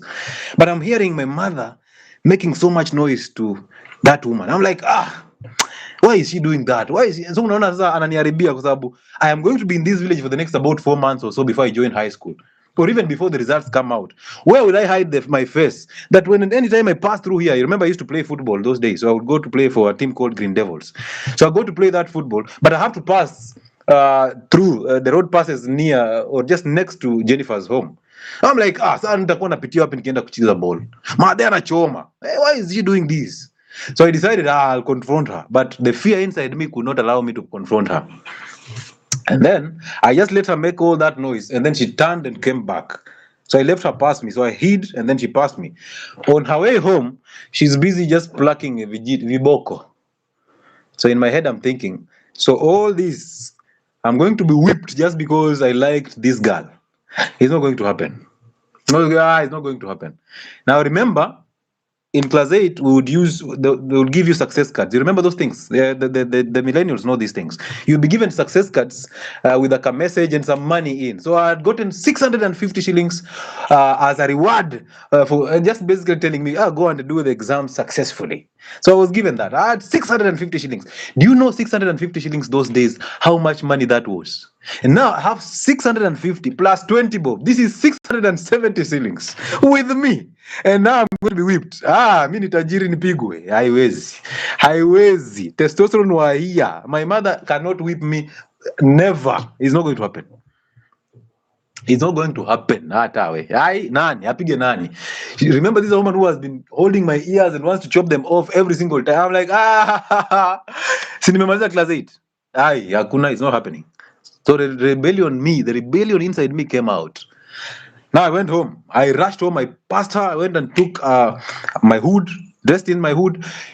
Already the word is home that me and Jennifer were having sex in a trench. Even my sister is looking at me and wondering, Lewi, simrule chokola marevo, Lewi, katosilo kikara ingo. I'm like, what a shame. I told them, nyinyi baki na huko kwenu. I just told her that, baki na huko kwenu. And I disappeared. I went and hung on a lorry, these trucks that take oils to Busia. And I went all the way to Busia. In that shame. So I went to Busia. Don't ask me what I did in Busia. But in Busia, I tried to sell some shoes. And I can assure you, kiburi ni mbaya. I ate 650 shillings in about 2 or 3 days. All on food. I would sleep in those, what do we call them? You see those stores that they sell clothes, the mitumba clothes. So I'd go there, help these guys try to sell the mitumba. And then, of course, the profit that is up, I take it about 5 or 10 shillings or so to just sustain my meals. In Busia, in Western Province, 10 shillings is so much money. You can simply buy chapati and supu, and you're good to go. All right. So I went to Busia, and to cut the long story short, they started looking for me. I was looked for by even the chief. So then I came back. And when I came back, I was thinking that my dad will actually victimize me so badly. My dad would beat me up so badly, but my dad sat me down and told me, hii path unachukua, the direction that you're taking is going to take you in the wrong way. So please sit down. You've done your KCP, sit down, do what is necessary, take care of these goats here and all that. I will look for school fees, you'll go to school. Do your part.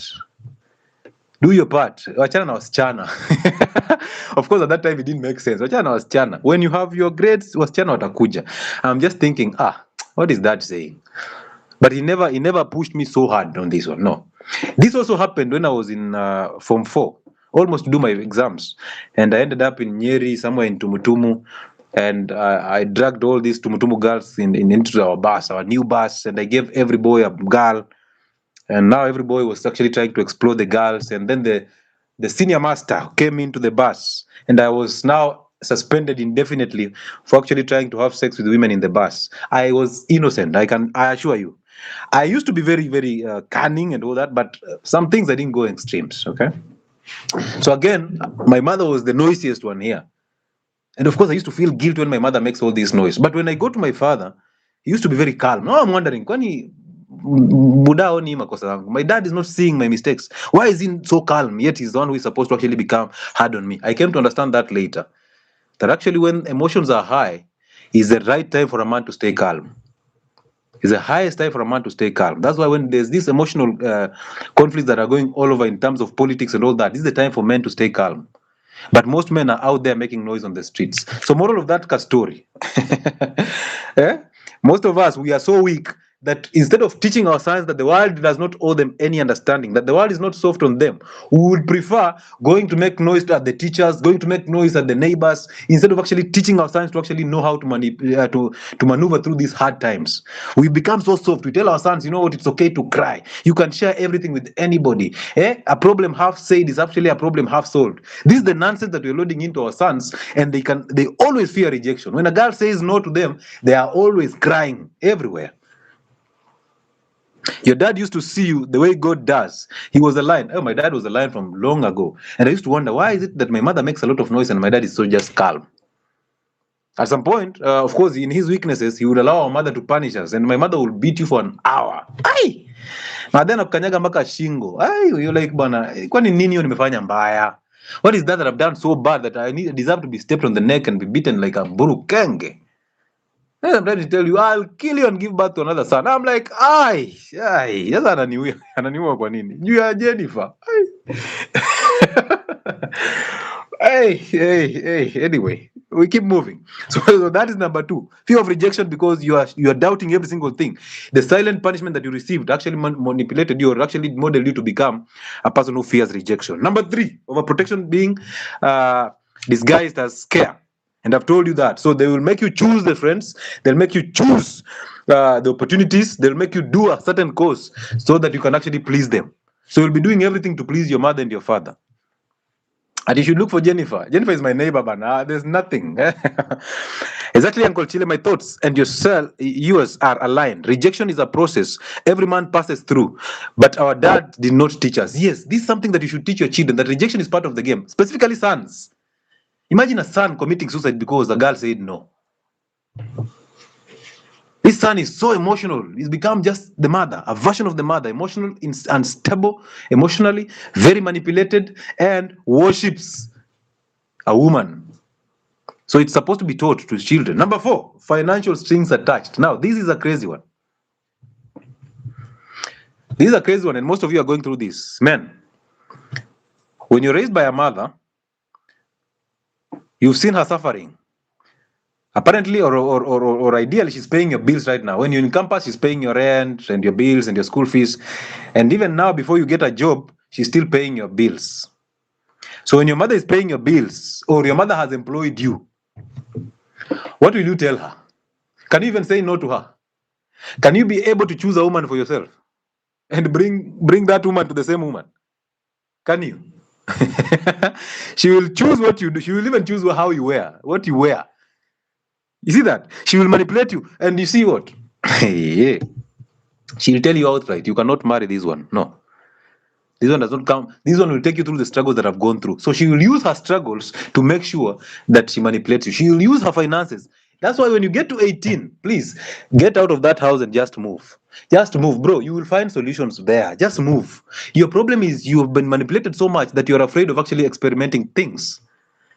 They've manipulated you to even not take risks. Because you're always in a cashel. You're masked in a cashel. And this happens to lawyers so much.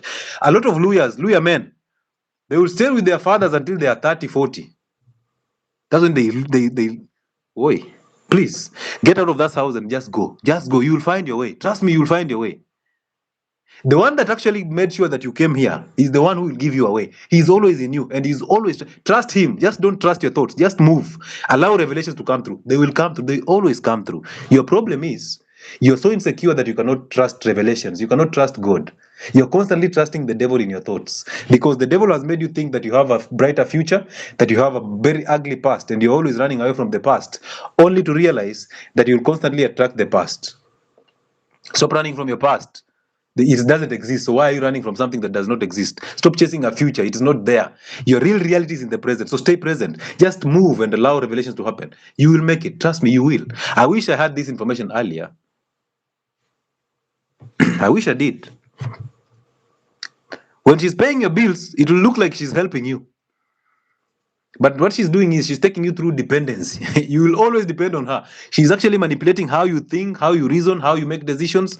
And she's just telling you, know what, I'm just your mother. And if I have a company here, why not? You can work for me. No. Refuse. Another thing. So all these things that I'm saying, you people have gone through them. Another thing. You'll be controlled through culture and religion. Religion takes most part here. And most of the things that you people know in terms of religion, you are a Christian because you're born to Christian parents. You are a Muslim because you're born to Muslim parents. So you don't have a choice. You became a Muslim because your father was a Muslim. You cannot tell me, you know what, Islam chose me. Oh, you know what, Christianity found me. It didn't. You are a Christian because you are born and raised by Christian parents. You adapted that. So you are a prisoner. You're a prisoner. You've never made a choice, a same decision to decide, you know what, I'm going to do this. No, it was made for you. Immediately you popped out of your mother's womb, the conditioning began. So they will manipulate you through culture. Oh, you know what, this is not us. This is not the Obundes. This is not the Muchiles. No, we don't do this here. Obundes are doctors. Obundes are lawyers, are known to be lawyers. Obundes come from the chief lineage. We are power. Obundes are a family that are actually, they are godly. The preachers come from the Obunde family. No. That's the manipulation. Oh, and then your mother will tell you, you know, if you do this, you will drag your father into the mud. Your father's name will go into the mud. Why are you doing this? Don't you care about our name? Don't you care about our family? You know, our family is at some place we have this social status. Don't you care about that? Now you are afraid to actually do what is right. Why? Because if you do what is right, you'll be going against your father's wishes. You'll be actually dragging your father's name in the mud. But there's no mud, and there's also no your father's name. There's just you. Exist and move. It's a lie. Oh, God wouldn't want you to do this. So God is shy to talk to me directly, that he has to talk through my mother. That God is so shy and so afraid of talking to Lewis directly. He has to tell my mother, you know what, tell Lewis that I will not like him doing this. That's the devil in your thoughts. That's not God. God does not speak to people. How many of you know God's voice? How many of you, God spoke to you? God talked to you. I was sleeping and God called me. God called you. God called you. That's why most of you read the Bible and you interpret it with the noise in your head. You interpret it with the devil in your head and you think, oh, you know God. You know the devil. And he's so smart at that. He disguised himself as God through your thoughts and he controlled you. So don't buy these types of nonsense. You will feel like you are actually disobeying God, not just your parents. Oh, they say this and you're like, imagine I'm disobeying God. By just choosing this wife, I'm disobeying God. Not even my parents alone. Now you feel shameful and you throw everything out. I cannot do this type of job, even though I am actually struggling financially. I can't do these types of jobs because they don't align with my spirituality. A man has to do anything and everything, whether woeful, rightful, it doesn't matter. As long as you make it, and as long as you provide and you lead, as long as it's truthful, do it. As long as it's truthful, do it. And stand by it. Whether God is happy or not happy, let him explain it to you later. He will. Through revelations, not through a voice in your head. Those are thoughts. And then now, Ramadan, this is where you come in. There's this thing called emotional enmeshment. You are meshed up in an emotional wavelength. You're basically an emotional partner to your mother. So she will tell you her financial struggles. She will tell you her marital struggles. She'll tell you how your father was bad and your father was all over with other women and she has actually been faithful when she was the one who was cheating even more. She will tell you how she's been struggling to get school fees, but she doesn't tell you what she's been doing to get that school fees. A guy told me one day, thank you so much, Kate. A guy told me one day in Form 3, a guy called 𝗬𝗙𝗡𝗧𝗏, the rugby player, very good guy. He sat me in our stories, he told me, imagine leo umeruka fence. Umeruka fence, umeenda home. You've just escaped the matrix and went home. You've sneaked out of school and went home. It's about 9 p.m. Of course, 9 p.m. The dark is there. You're going home, just going to see what is happening home and then come back and sneak. You used to sneak out and in. I never sneaked out of school. I don't know how, but I never sneaked out of school. So guys would sneak out of school and come back with avocados and all these things and alcohol and weed, because Luanda was very known for weed. So we'd smoke weed through the fence. So this guy tells me, imagine one day you sneak out of this school and you go home at 9 p.m. You've arrived at your home and you see on your fence, at your fence there, you see two people actually. It's like they're kissing or doing something, or somebody is actually chewing the other on the fence. There's a quickie happening somewhere. And then as you move closer, you're looking at it and thinking, hey, this looks more like my mom. You move closer, you realize, hey, the more I move closer, the more she resembles my mother. What is happening? And then you get there and you're so pissed off because your neighbor is chewing your mom on the fence. Tuamke kwanza. So you get there and you realize, hey, Baba Babji is busy. He's giving your mom a quick. And you're so upset and you just want to strangle Baba Babji. Why are you doing this to my mother? What is happening to you? But you've sneaked out of school. That is number one. Number two, your mother decides to tell you, you know what?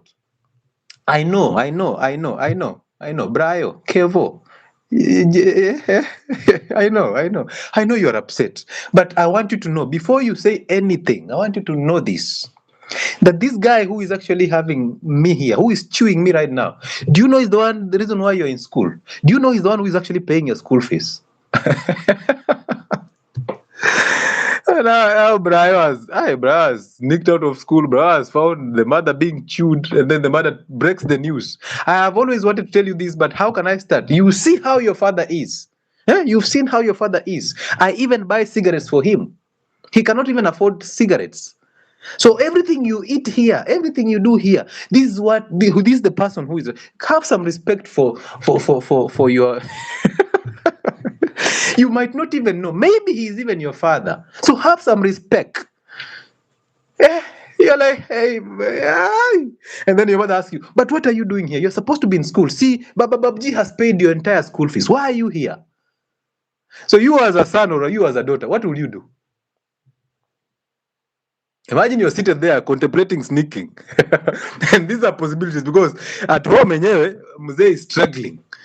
Mzee is hand to mouth. Mzee comes back, he has taken 2 for the road, and he makes a lot of noise. And you've never seen Mzee providing. Now you're being told by these are the real realities. I looked at Oscar and told Ayodi. You know, most of you have never imagined that your mother can actually be chewed by somebody else. Leave alone somebody else. You cannot even fathom that your mother and your father, they have sex. Can you? Facebook. Have you ever sat down and just imagine, maybe this Mzee who comes out of the bedroom brushing his teeth and mother comes out of the bedroom going to make tea, these guys have actually had sex the entire night.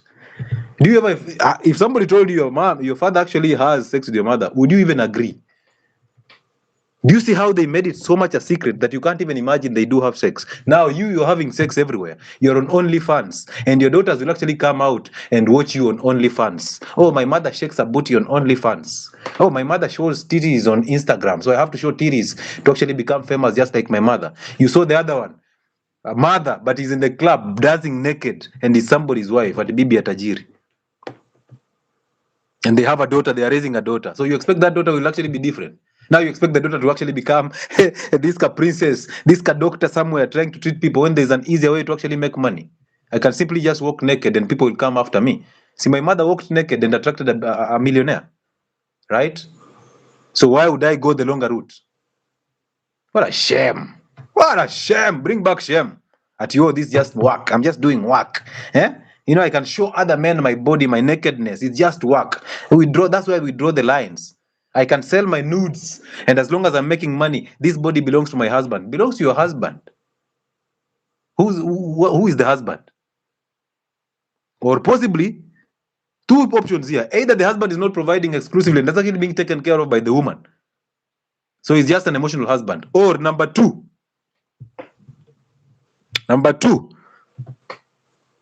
the husband is also on OnlyFans.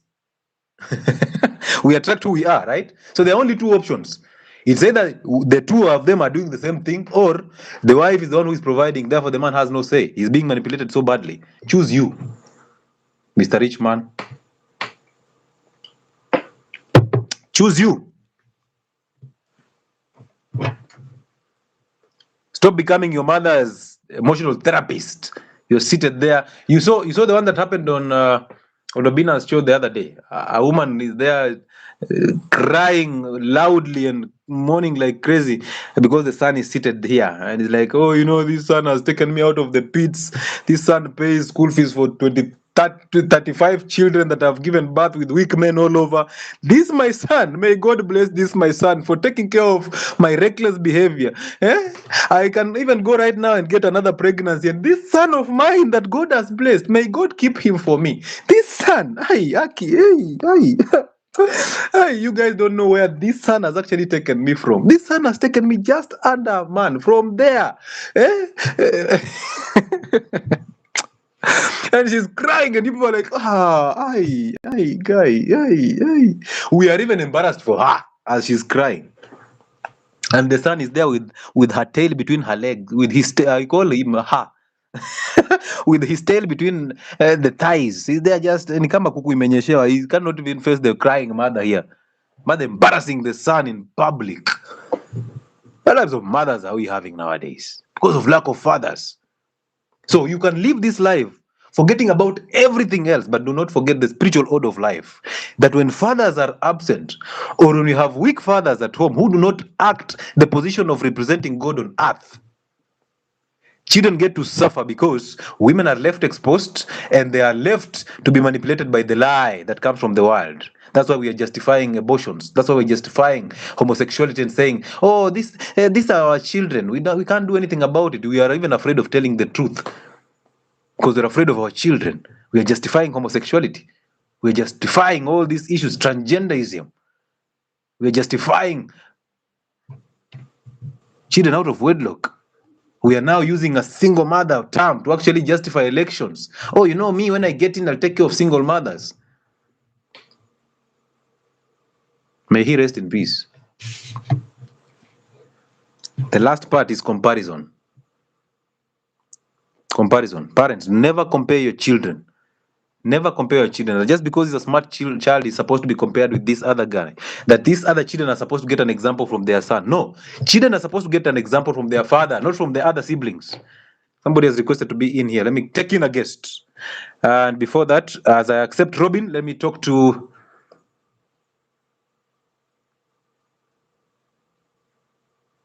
And it's a taboo to think of my father and my mother having sex, but they do. They do. It's not a taboo. It's just that they made it so secret and they actually made it so private because it didn't concern us. But look at us having reckless sex everywhere. There's this famous... Relax, Robin, relax. There is this famous saying among males that unaweza ongelea kila kitu lakini usijaribu kuongelea mamangu. Haujui mali tumetoka na yeye. You mention someone's mother, they bring up a fight. Bro, they are willing to kill you because you've talked about their mother. You tell a man to go and apologize to their mother, a man who has been raised by a woman. they will skin you alive. Oh, ujui pale nimetoka na madhe. Oh, unajua venye mzali tutesa wewe. Oh, go and face your mother. You become just like her. You've been manipulated so badly. Yes, Robin.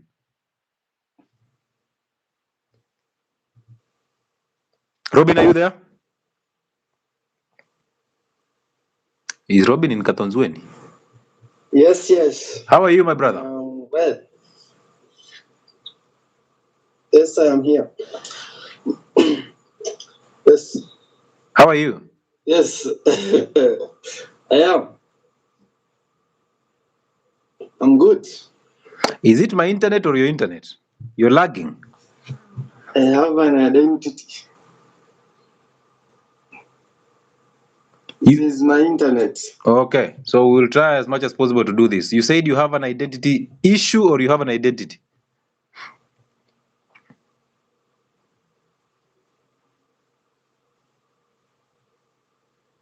Robin, are you there?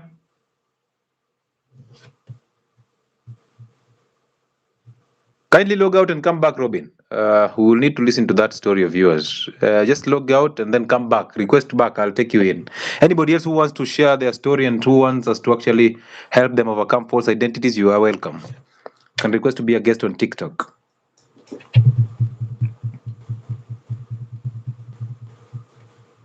Ladies and gentlemen, Uncle Chile here, whipping you hard as it comes, because we will not spare you for any reason. We want to make sure that you align yourself. You see, the reason why you don't have the discipline, the consistency to do things over and over, even if you don't feel like doing them, is because you have the nature of a woman inside you. You have the nature of your mother. So your father was weak, your mother became vulnerable. She allowed the sons and daughters of the lie in the earth to actually manipulate her. She became that. She then manipulated you to become who you've become. So therefore, it's a responsibility, a spiritual responsibility of fathers to protect their children and to protect women against the evil nature of the world. It is our responsibility to actually fight evil through the truth, not fighting it by confronting it that way, the way you think, physical confrontation. No, you simply discern it, but you speak the truth. And you don't care who is actually taking it or who is not taking it. You don't care how they will take it. So this is how you do. If you're struggling with anger, if you're struggling with false identities, if you're struggling with any issue in terms of mental health and all these things, friends, they took, thank you so much, Clarity. And that name is awesome. Thank you. So go and pick your identity from your parents. They stole your identity and you became a mini version of them, and now you're struggling and you're suffering. This is not your suffering, this is their suffering. You need to undo it. So what do? Please, Easter was here and most of you did not use that Easter to go and actually get your identity from your parents. Instead, you went and pretended that you're actually celebrating or actually crying that Christ was crucified. Go and face your mother. Go and face her. She's your biggest enemy. Go and face her and tell her, you know what? Mom, I've realized along the way I've been resenting you for no good reason. Now that I know I'm wrong for resenting you because I'm not supposed to resent you as my parent, your weaknesses made me resent you, but now that I know better, I am sorry, I apologize.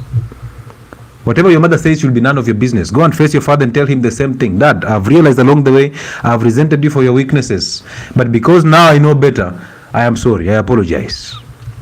The reason why you're doing that is because you will not want your children to resent you because of your weaknesses. So therefore, go and forgive your parents so that God can forgive you. And through that, you can actually allow revelations from God instead of allowing the false thoughts in your head that lie to you about the brighter future and the worst past, both of which you don't have. Now, ladies and gentlemen, remember that we have a weight loss program that starts on the 15th of this month. That is on Wednesday.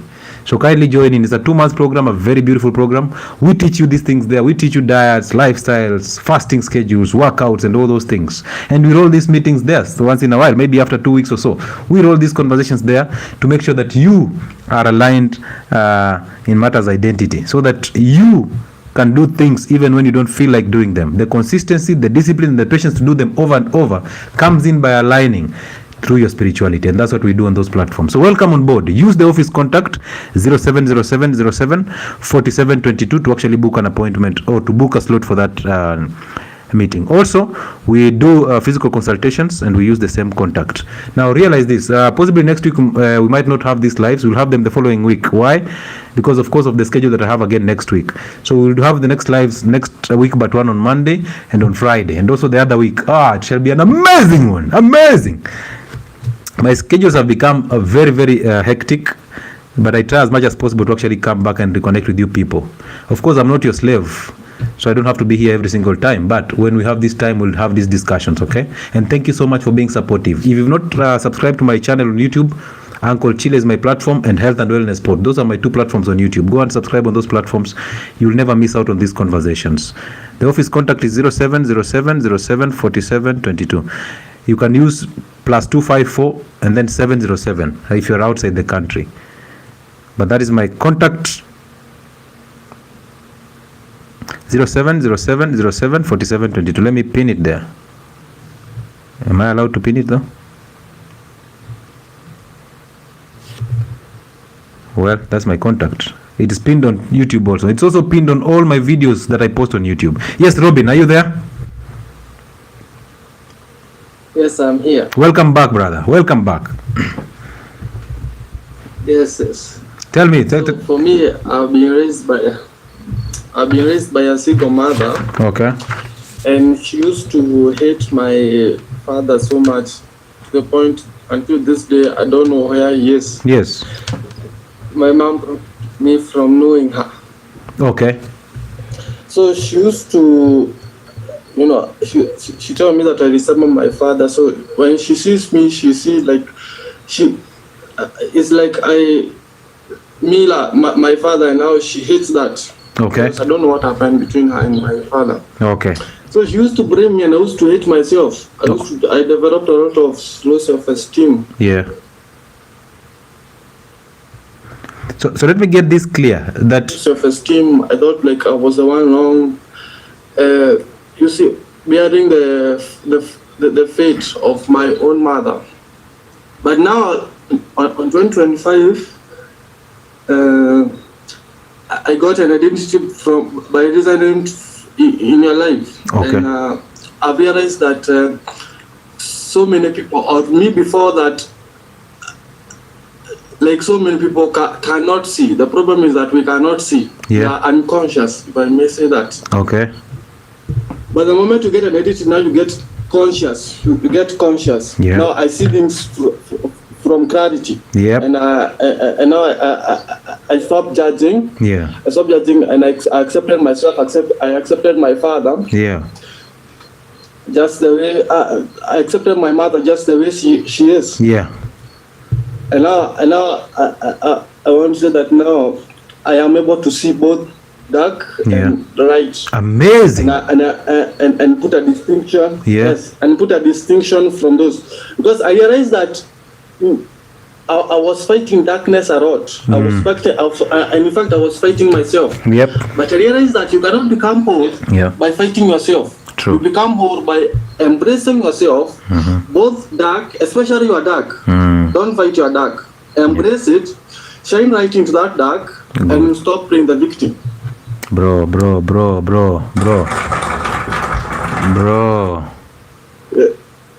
A win is a win, brother. Let me just shine light upon your path. Let me shine light upon your path even further. You see, you've walked that journey, so you understand it even better.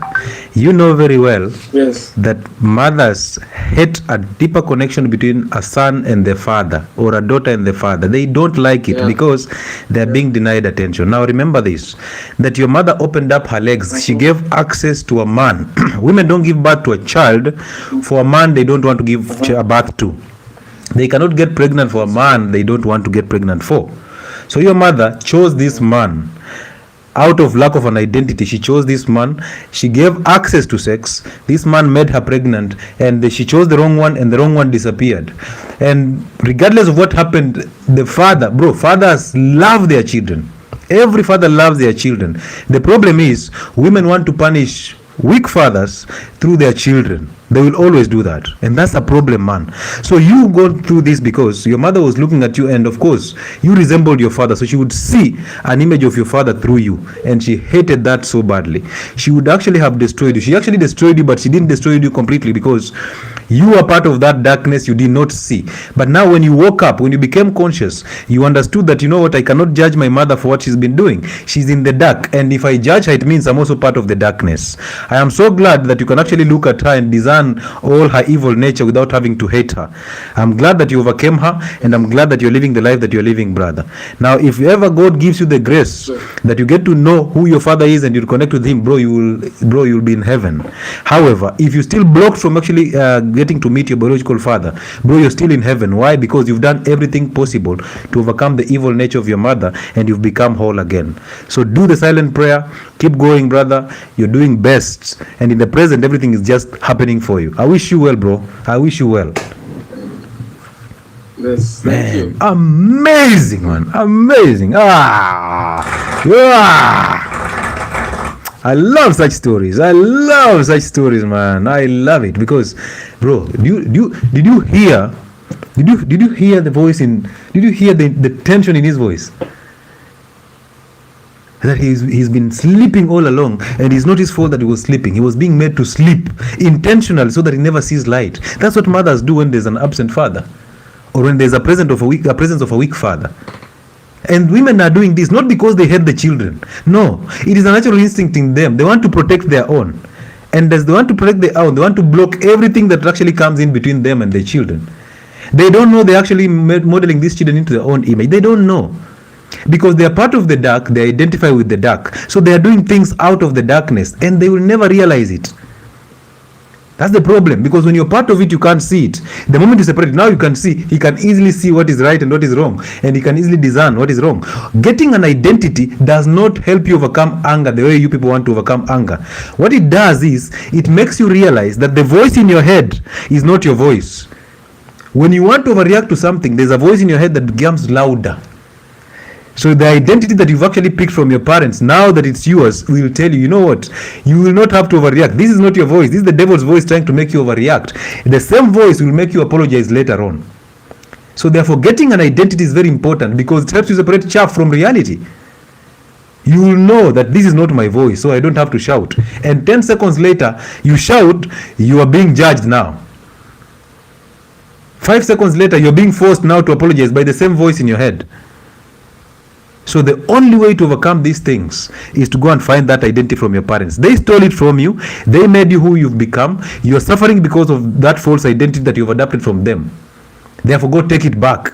And the only way to take it back is to face them and apologize for resenting them without knowing. Once you do that, you will know how to relate to your children. If you are a mother raising a child alone without a father, allow those children to see their fathers.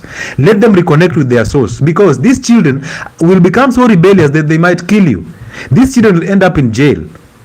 These children will be so rebellious, they'll be the thieves. So you will raise a thief when you've been doing everything. After all I have done, after all you've done, you've only done the wrong things by suppressing these children's identities. So allow them to interact with their fathers, because if you don't, these children will bring you a woman who is your age mate. These sons, they will bring you a woman who is your age mate, because you've taught them that, you know what, women are supposed to provide. You've shown them that, you know what, women can actually fight through life. They are not supposed to be protected by men. If any case, they're supposed to protect the men. So this child, this son of yours, enters into adulthood, gets into relationships with older women, because only older women can provide for him. He becomes verbally and emotionally and even physically abusive to the younger women, because the younger women are hoping he can provide, but he doesn't know how to provide. He doesn't know that. He expects them to provide when they're expecting him to provide. That's where conflict begins. Your daughters will bring you very, very old men as men they want to get married to. Why? Because they know. They don't know how to actually, they don't know how to react to authority. They will even bring you younger men, because you've taught them how to provide, so they want to actually provide for these younger men. And then you look at them and you'll wonder. But you're wondering, yet that's the mirror image of who you are. Some of you are bringing children into your homesteads, having sex with men, mourning in the bedrooms as your daughters are hearing. And then the same daughters bring men into that home. If any case, the same man who is actually having sex with you will have sex with your daughter. Some of you are taking your daughters to priests for counseling, and then the priests end up having sex with them. But you don't know. The same priests who have actually had sex with you, they have had sex with your daughters, but you don't know, do you? Because your daughters don't open up to you, because you are an animal. You behave like an animal. Some of you give birth and then you take these children to be raised by other people, and those people are molesting them sexually. Some of you give birth to children and adapt them to gay parents, and these gay parents teach them gay stuff. And then you're there shocked. Those people who are supposed to give birth to more children are not giving birth to children, the rich. But those who are actually poor and average are giving birth to more children that they can actually take care of. So look in that mirror and know that is who you are. When you see your son behaving that way, when you see your son bringing home a woman who is double his age, a woman who is your age mate, that is just you. He just married who you are, and it's you. So therefore, for you to actually know how to behave and raise your son as a mother or as a single parent, it simply means you must get an identity. Go and forgive your parents so that you release their identity. Now God can reveal things through your identity. But the moment you keep on relying on your thoughts, you're raising these children to become a mini version of you, because you're raising them in the best way you know how. That is how you remodel them into your own image. You're doing it out of goodwill. But remember, you don't have the power to actually fulfill these children spiritually. It is not your role. Your role is to be fulfilled by their father. And then you now fulfill these children. So if there's no father, or if there's a weak father who does not understand the spiritual order of life, you are unfulfilled. Therefore, your children will be unfulfilled. You cannot fulfill that. That's why you're working so hard to actually look strong.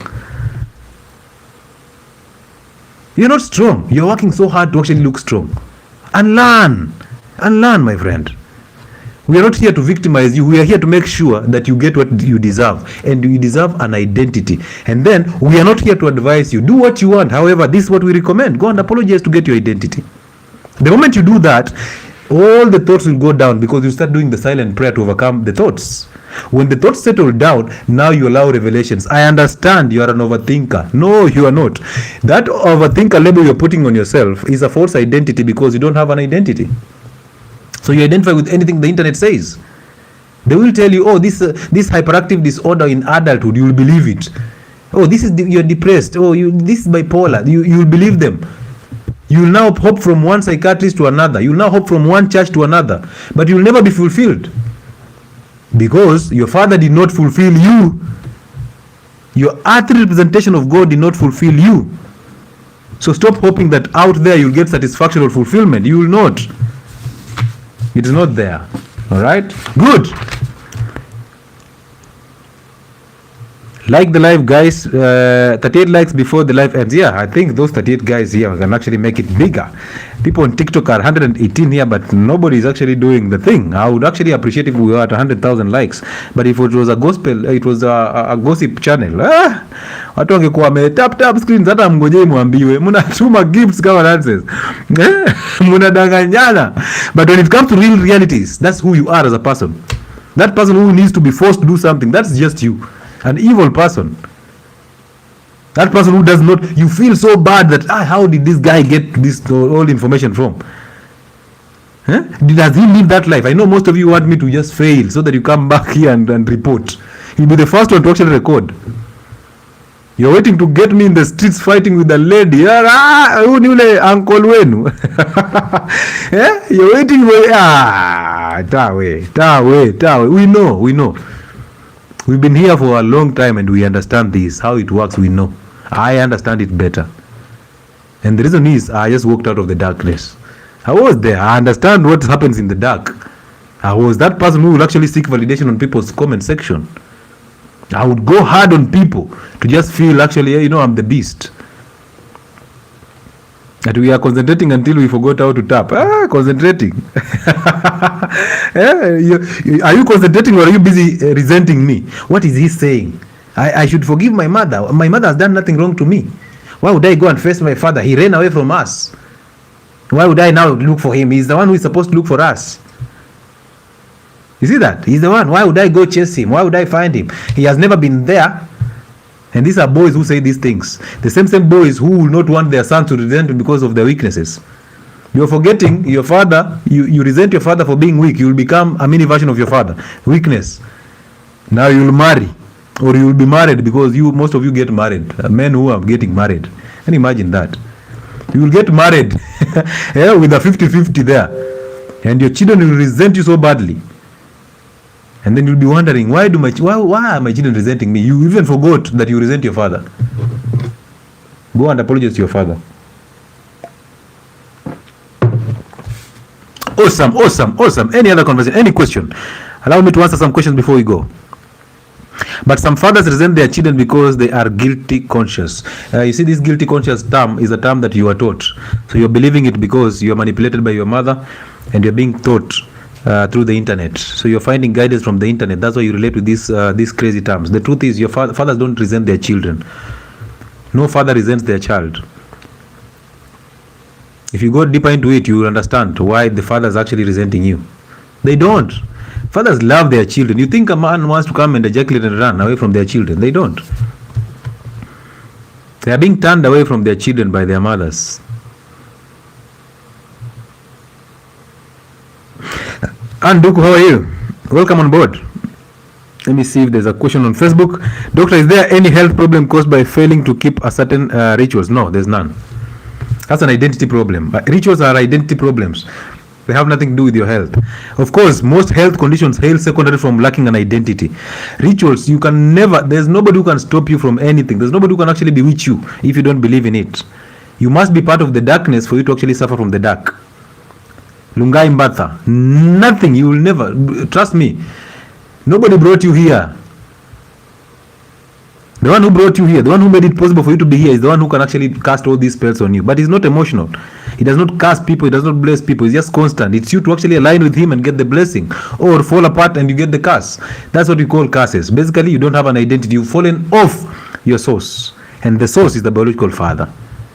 So there's nothing like spiritual rituals and all that. And there's nothing like that. Unless you believe in it, which means you're part of the darkness, you suffer from the darkness. How do you deal with the rebellious teenage girl as a mother? One, you don't have to deal with a rebellious teenage girl. That girl is not rebellious. That girl is exactly who you are. She became who you are. The only problem is you're unable to face your girl and actually look in the mirror and actually be grateful that this is who I am as a person. So first things first, don't deal with the girl. Deal with you. Anything that is happening outside you has nothing to do with you. Your daughter is outside you, has nothing to do with you. Your real world is inside you. So you have to fix what is happening inside you, because do you have anger? If you have anger, it means you have to go and face your parents to overcome that spirit. Forgive them and apologize to them for resenting them. Now anger disappears. Now you need to do a silent prayer every single morning and evening to overcome thoughts of the day and thoughts of the night. Once you overcome that, it means now you are relying on revelations over thoughts. And now the revelations shall reveal to you, God shall reveal to you through that identity on how to raise your daughter. So you'll not even have to deal with her. You'll simply do you. You'll work on yourself, become better, overcome anger, overcome false identities, build a connection with your biological father, and through that you'll have the fulfillment. Now that fulfillment will actually provide light to your daughter. Your daughter is the same spirit as you. The only difference is the spirit has refused your manipulation. And now you're thinking she's rebellious. She's not rebellious. She has failed to submit to your manipulation. So therefore, wake up. Once you wake up, fix yourself. Once you come out of the dark, you will become the light to your daughter, and your daughter will align. Children learn by imitation and observation. You cannot impose things on them. And you can imagine you're trying to fix her instead of fixing yourself so that she learns from you. You're the one who messed her up, so you must fix yourself so that she learns from you again. All right? Lucy, go get better. Especially when you question, but she gives you a silent treatment. That silent treatment is exactly what your mother gave you. And that's what you gave to her. Now she's just giving you in return, and you're unable to actually handle it. Home care, thank you. So stop trying to work on your daughter. Stop trying to remodel her into another version of yourself. Stop trying to make sure that she looks a certain type of way or behaves certain types of way. Because that is who you've been taught. That is what you've been taught to be right and wrong. And that does not apply to your daughter. So let her be. Go fix yourself. Once you fix yourself, your daughter will learn through that. Thank you so much, Home Care. Amazing. Jepkrui, how can someone build a connection with a father who is emotionally distant? You see, when you start thinking about your father being emotionally distant or your father being this type of person, that has nothing to do with you. That is his business. And you don't have to be buddies with your father. Going to apologize to your father for resenting him and trying to get your identity from him does not mean you guys will become friends. No. Those are expectations. They will hurt you. You go there and you face your mother and you tell your mother, you know what, I am tired of resenting you, and now that I realize I've been resenting you and it's not right for me to do that, I am sorry. Please admit fault and then apologize. Don't go there and tell your mother, I forgive you. You cannot forgive. Go and admit fault, that you know what, I have realized I'm resenting you for no good reason. And now that I know better, I apologize, I'm sorry. And now whatever your mother says should not matter. You simply move. Go and face your father and tell him, Dad, I realize through your weaknesses I have resented you.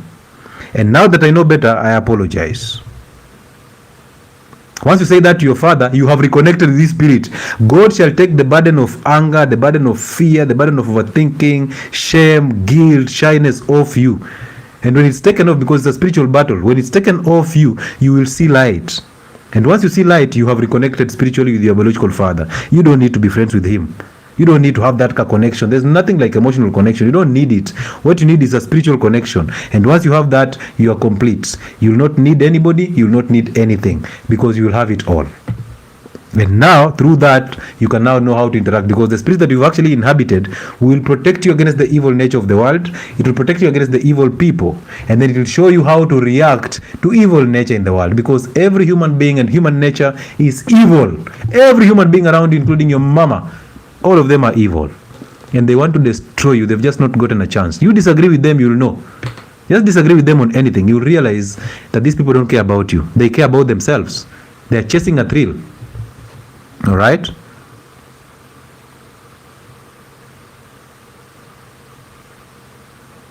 What if parents are long gone? That's even a blessing. If your parents are dead, they were supposed to die before you. That's amazing. If they are gone, amazing. That will mean now you have lesser burdens. You will not have to apologize to them. The only thing you'll have to do now is to stay present every single time. Never live in the future, never live in the past. Don't identify with the thoughts. You don't have a future and you don't have a past. What you have is identifying with the thoughts of the future and the thoughts of the past, both of which don't exist. Now, when you identify with the thoughts of the future, that is anxiety. When you identify with the thoughts of the past, that is depression. So you're going through a state where you don't know how to react to what is happening in your head. So the devil is trying to tell you that, you know what, whatever you're living right now is not comfortable. You deserve better when you don't even have the future. So you'll start staying present. You'll be grateful when you catch yourself going into the future or going into the past. You simply bring yourself in the present and keep moving. So everything for you will happen in the present. And number two, you start doing a silent prayer. You simply close your eyes and listen to your thoughts. Pay attention, but do not follow your thoughts. Just let them come and stay still and let them go. If you catch yourself following your thoughts, come back to breathing so that you bring yourself back in the present. And you realize so many thoughts are going into your head, both negative and positive, and with time they start going down and down and down. As you do it consistently, they go down until you get to a point where there's no thought in your head. That is who you are, and that is perfect peace. That is being born again. So dying from the evil nature and resurrecting in the spirit of good, which is the present. And that's a beautiful thing. A beautiful thing. That's heaven, brother. Heaven, you deserve it. You need to be there to know it. It is heaven.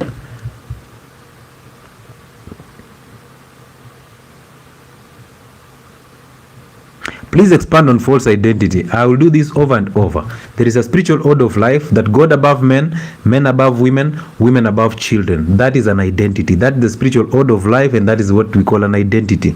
So anything that happens in terms of distorting that identity, let's say, because love flows from God to the man, from man through the woman to the children.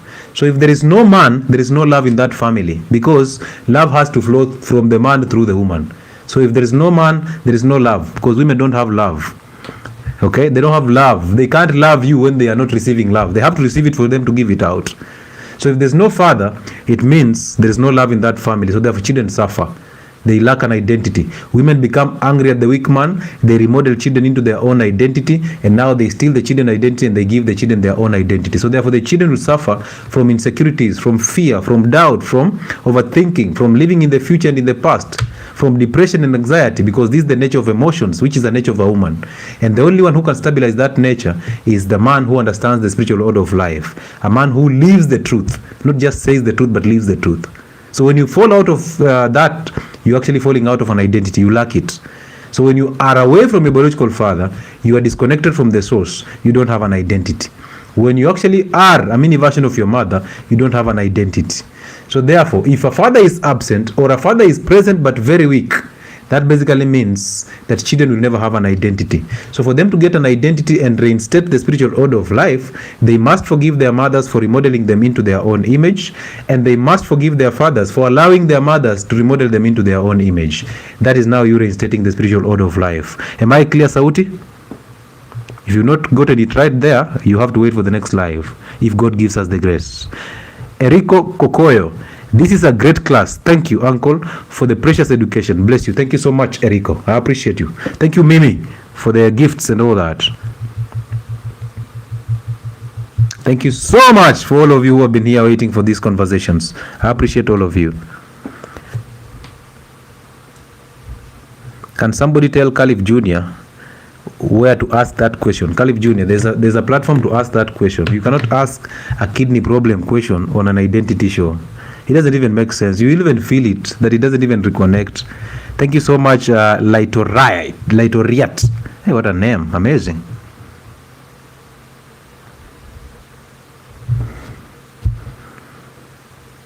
Doc, you're spitting wisdom. Thank you so much. That's Njoroge. Amazing. It's not me who is spitting it. It's the Spirit of good through me. Right? I'm just a vessel, brother. And you can actually get to the same level. The moment you overcome your parents, you realize there's so much about you that you never found out because you are living in the dark. But when you start shining light, that light shines upon people and they start to appreciate it. And when people get better, glory goes back to God. Do you do identity one-on-one? That is my job. My job is to actually help people fix their identities physically and even online. One-on-one, I do it. That's what I go to Nairobi for. Apart from just being a medical doctor on this one, I also help people get their identities fixed. So this is part of my job, and I love it. I realize there's no way you're fixing somebody's health without fixing their identity. It's a false identity. Doctors are living a lie. They're living a lie. Imagine you trying to fix somebody who you really need consistency, you need their discipline and patience, and you cannot even know how to fix their identity. Imagine you're a doctor with anger, and they're teaching you how to fix anger. A lot of psychologists and psychiatrists have a lot of anger. A lot of them have degrees and PhDs and DQPS. I don't know, PGP, those Ds and Qs. They have all of that. But they cannot fix things that are actually inside them because education and common sense are two different things. Common sense is godly, but education is intellect. Intellect is evil. And the only way intellect makes sense if it aligns secondary to the common sense. Amazing! Amazing! When you have a degree, you have a lot of ego, and ego is the enemy. Hey? Yeah, you want people to listen to you. You'll never make sense. You will never make sense. I handle a lot of people, my friend. People who are educated, who have very big jobs. I'm lucky that God gave me a chance to actually become truthful and actually share what I share on my platforms. And I get to interact with people. My friend, I interact with serious people. People that I would never have interacted with them just like a normal doctor. And a normal doctor, I mean a doctor with no identity. But I interact with them and we roll conversations and they sit down and they listen and they actually go and fix their lives and they become better and they trust me with their health. Do you know how amazing that is? I have people who they vouch for me and yet we are not relatives. And most of your relatives hate you so badly. You know that? They want you to fail so that they actually justify themselves. Wajipige kifua akisema, oh, huyu tulijua. Huyu mwenye alikuwa anaongea tu kwa mitandao huyu hawezi. Tulijua ataanguka huyu.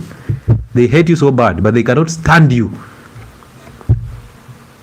Some of you have superseded every single relative of yours in terms of wealth.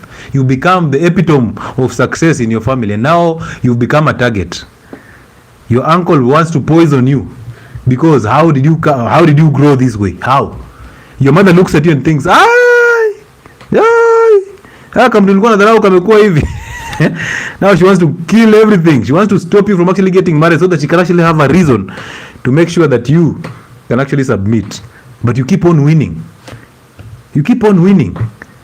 Your problem is you're always in the future and you're always in your past, both of which you don't have. Imagine that. And you're always in your thoughts. But imagine this, that in your thought, in your head, there is no single thought that you developed by yourself and you put it there. There is no single thought in your head that you put it there. Every single thought in your head, except thoughts of the present, was put there by somebody. So imagine how much false life you've been living people's lives, thinking that this is the way success should look, when you have it all. You have it all, but you still wonder, why am I not fulfilled? Why am I not? It's because there's a disconnect between the spiritual order of life and you. Thank you for reminding us to live in the present. Always live in the present, because that is your real reality. That's the only reality anyway. There's no future, there's no past. That's the devil's way of making you emotionally unstable. And once you're emotionally unstable, that's how the devil survives. Don't you realize that's how politicians survive? When you're angry, and they'll do something else to make you happy. So when you're emotionally unstable, they thrive. That's why I tell you, you can never vote right when you're still emotionally unstable. Even if hata kama uko kadi, you will take that vote, but you will vote wrong every single time because you're emotionally unstable. Somebody is saying something here on Facebook. Rose Muteti, good evening, Doc. Your advice resurrected me. Rose from Syokimau. Amazing, Rose. Amazing. Thank you so much, Rose, for coming back to say that. How interesting. But it's not my advice. It's you who you actually accepted the light. It's the light that shined upon your path. It's not me. It is just you. Trust me.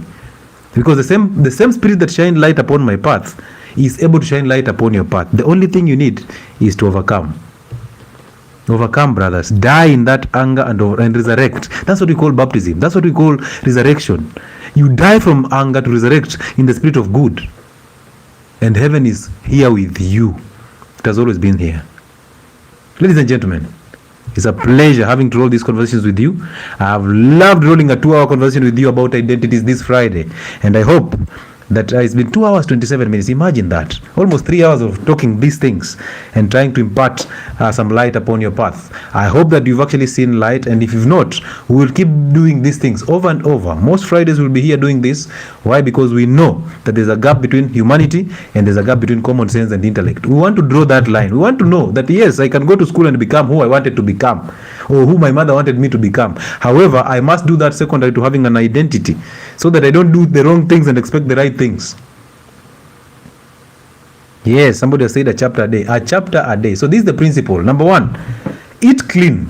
Number 2, fast. Number 3, rest. Number 4, hydrate adequately. Number 5, enjoy the sun. Number 6, exercise. Number 7, ease up on stress levels. And part of easing up of stress levels is actually finding your identity. That's actually the major part. All right, breathe clean air, go and reconnect with nature, walk barefoot, talk to people, get your identity, go and forgive your parents, become who you are designed to be. And then now that identity will help you attract people who will get the best out of you. That identity will help you shine light upon other people's lives. Instead of trying to control them, you will shine light upon their path and they will become better people. And then blessings shall flow upon your way. Believe me, money is not everything you need. Everything you need is in your identity. Once you get that, everything just flocks upon your path. I wish you well, and I hope that you can have a good night or a good morning or a good afternoon from wherever you're watching us from. And thank you so much for supporting us. Thank you so much for being part of us. Do not forget that on Wednesday we are starting another 2 months weight loss program. Be part of that. Do not forget that tomorrow is Saturday, so do a morning run. Do anything on Saturday to make sure that you align your body. Take care of that temple, and the best way to take care of that temple is to have an identity. Yes. All right, fasting. Oh yeah. By the way, it's a fasting weekend, so don't forget that, because fasting also is a good thing to align matters health and identity. We are fasting this weekend, a 48-hour fast that started today. It will end on Sunday at 7 p.m. If you've not jumped onto the train, do not wait to prepare for anything. Just jump into it and let's get to the breakfast table on Sunday if God gives us the grace. Remember to stay present every single time. Remember to wake up and do a silent prayer. Before you go to bed today, do a silent prayer. And this is how you do a silent prayer. Sit on that bed of yours, close your eyes and just relax. Possibly you can do it with me right now. We have a minute or so. All right, so let's set a minute and do it and just see how far we can go with this. We have to do this. We have waited so long to do a silent prayer, so now do it with me. Let me just set just only 1 minute and see and teach you how to do this. So I'll start this the moment you close our eyes. Okay, so what are we going to do? 1, we are going to close our eyes, and then we are going to just relax. We are going to breathe naturally. We are not going to struggle. And now we are not going to object or reject any thought that is coming into our head. We're just going to let the thoughts come in and let them go. Don't fight any thought in your head. Just relax and be a human being. Breathe naturally. Just relax. Whatever is happening in your head is what you're paying attention to. Do not fight it. All right? Do not reject it. Do not accept it. Don't do anything. Just let it flow. Whatever you do is this. This is what you're going to do. If you realize there's a thought in your head, let's say, I have to take my child to school tomorrow. I have to reply an email. Email. You realize you're following that email thought. Don't be shy. Be glad that you're following that email. Come back to breathing. So our focus in this next 1 minute will simply be on our breathing. We are paying attention to the thoughts. When you realize you're actually wandering all over, we come back to breathing. So breathing shall be used to bring us back to the present. Okay? So let's do it. 1 minute. Let's go.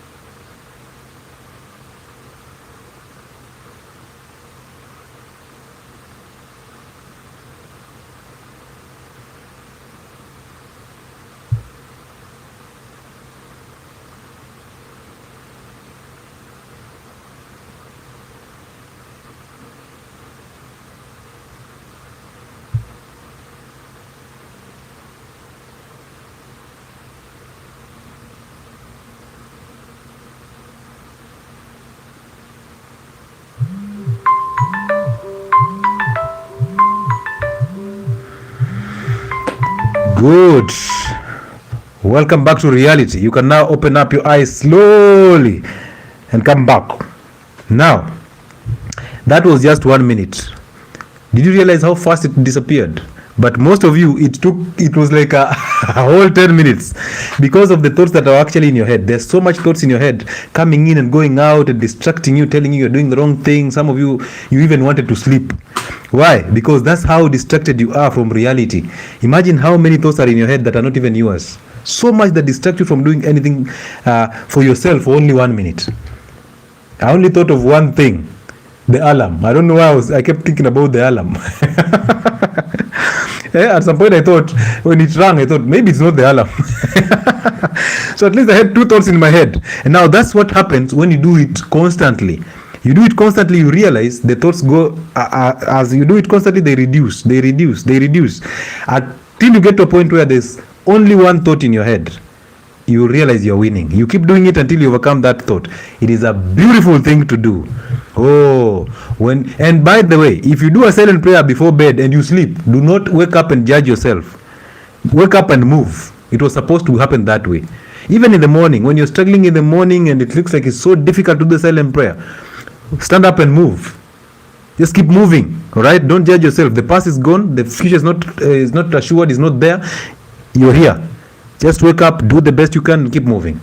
Become an adult. So I wish you well, and may God protect you, and have a good night.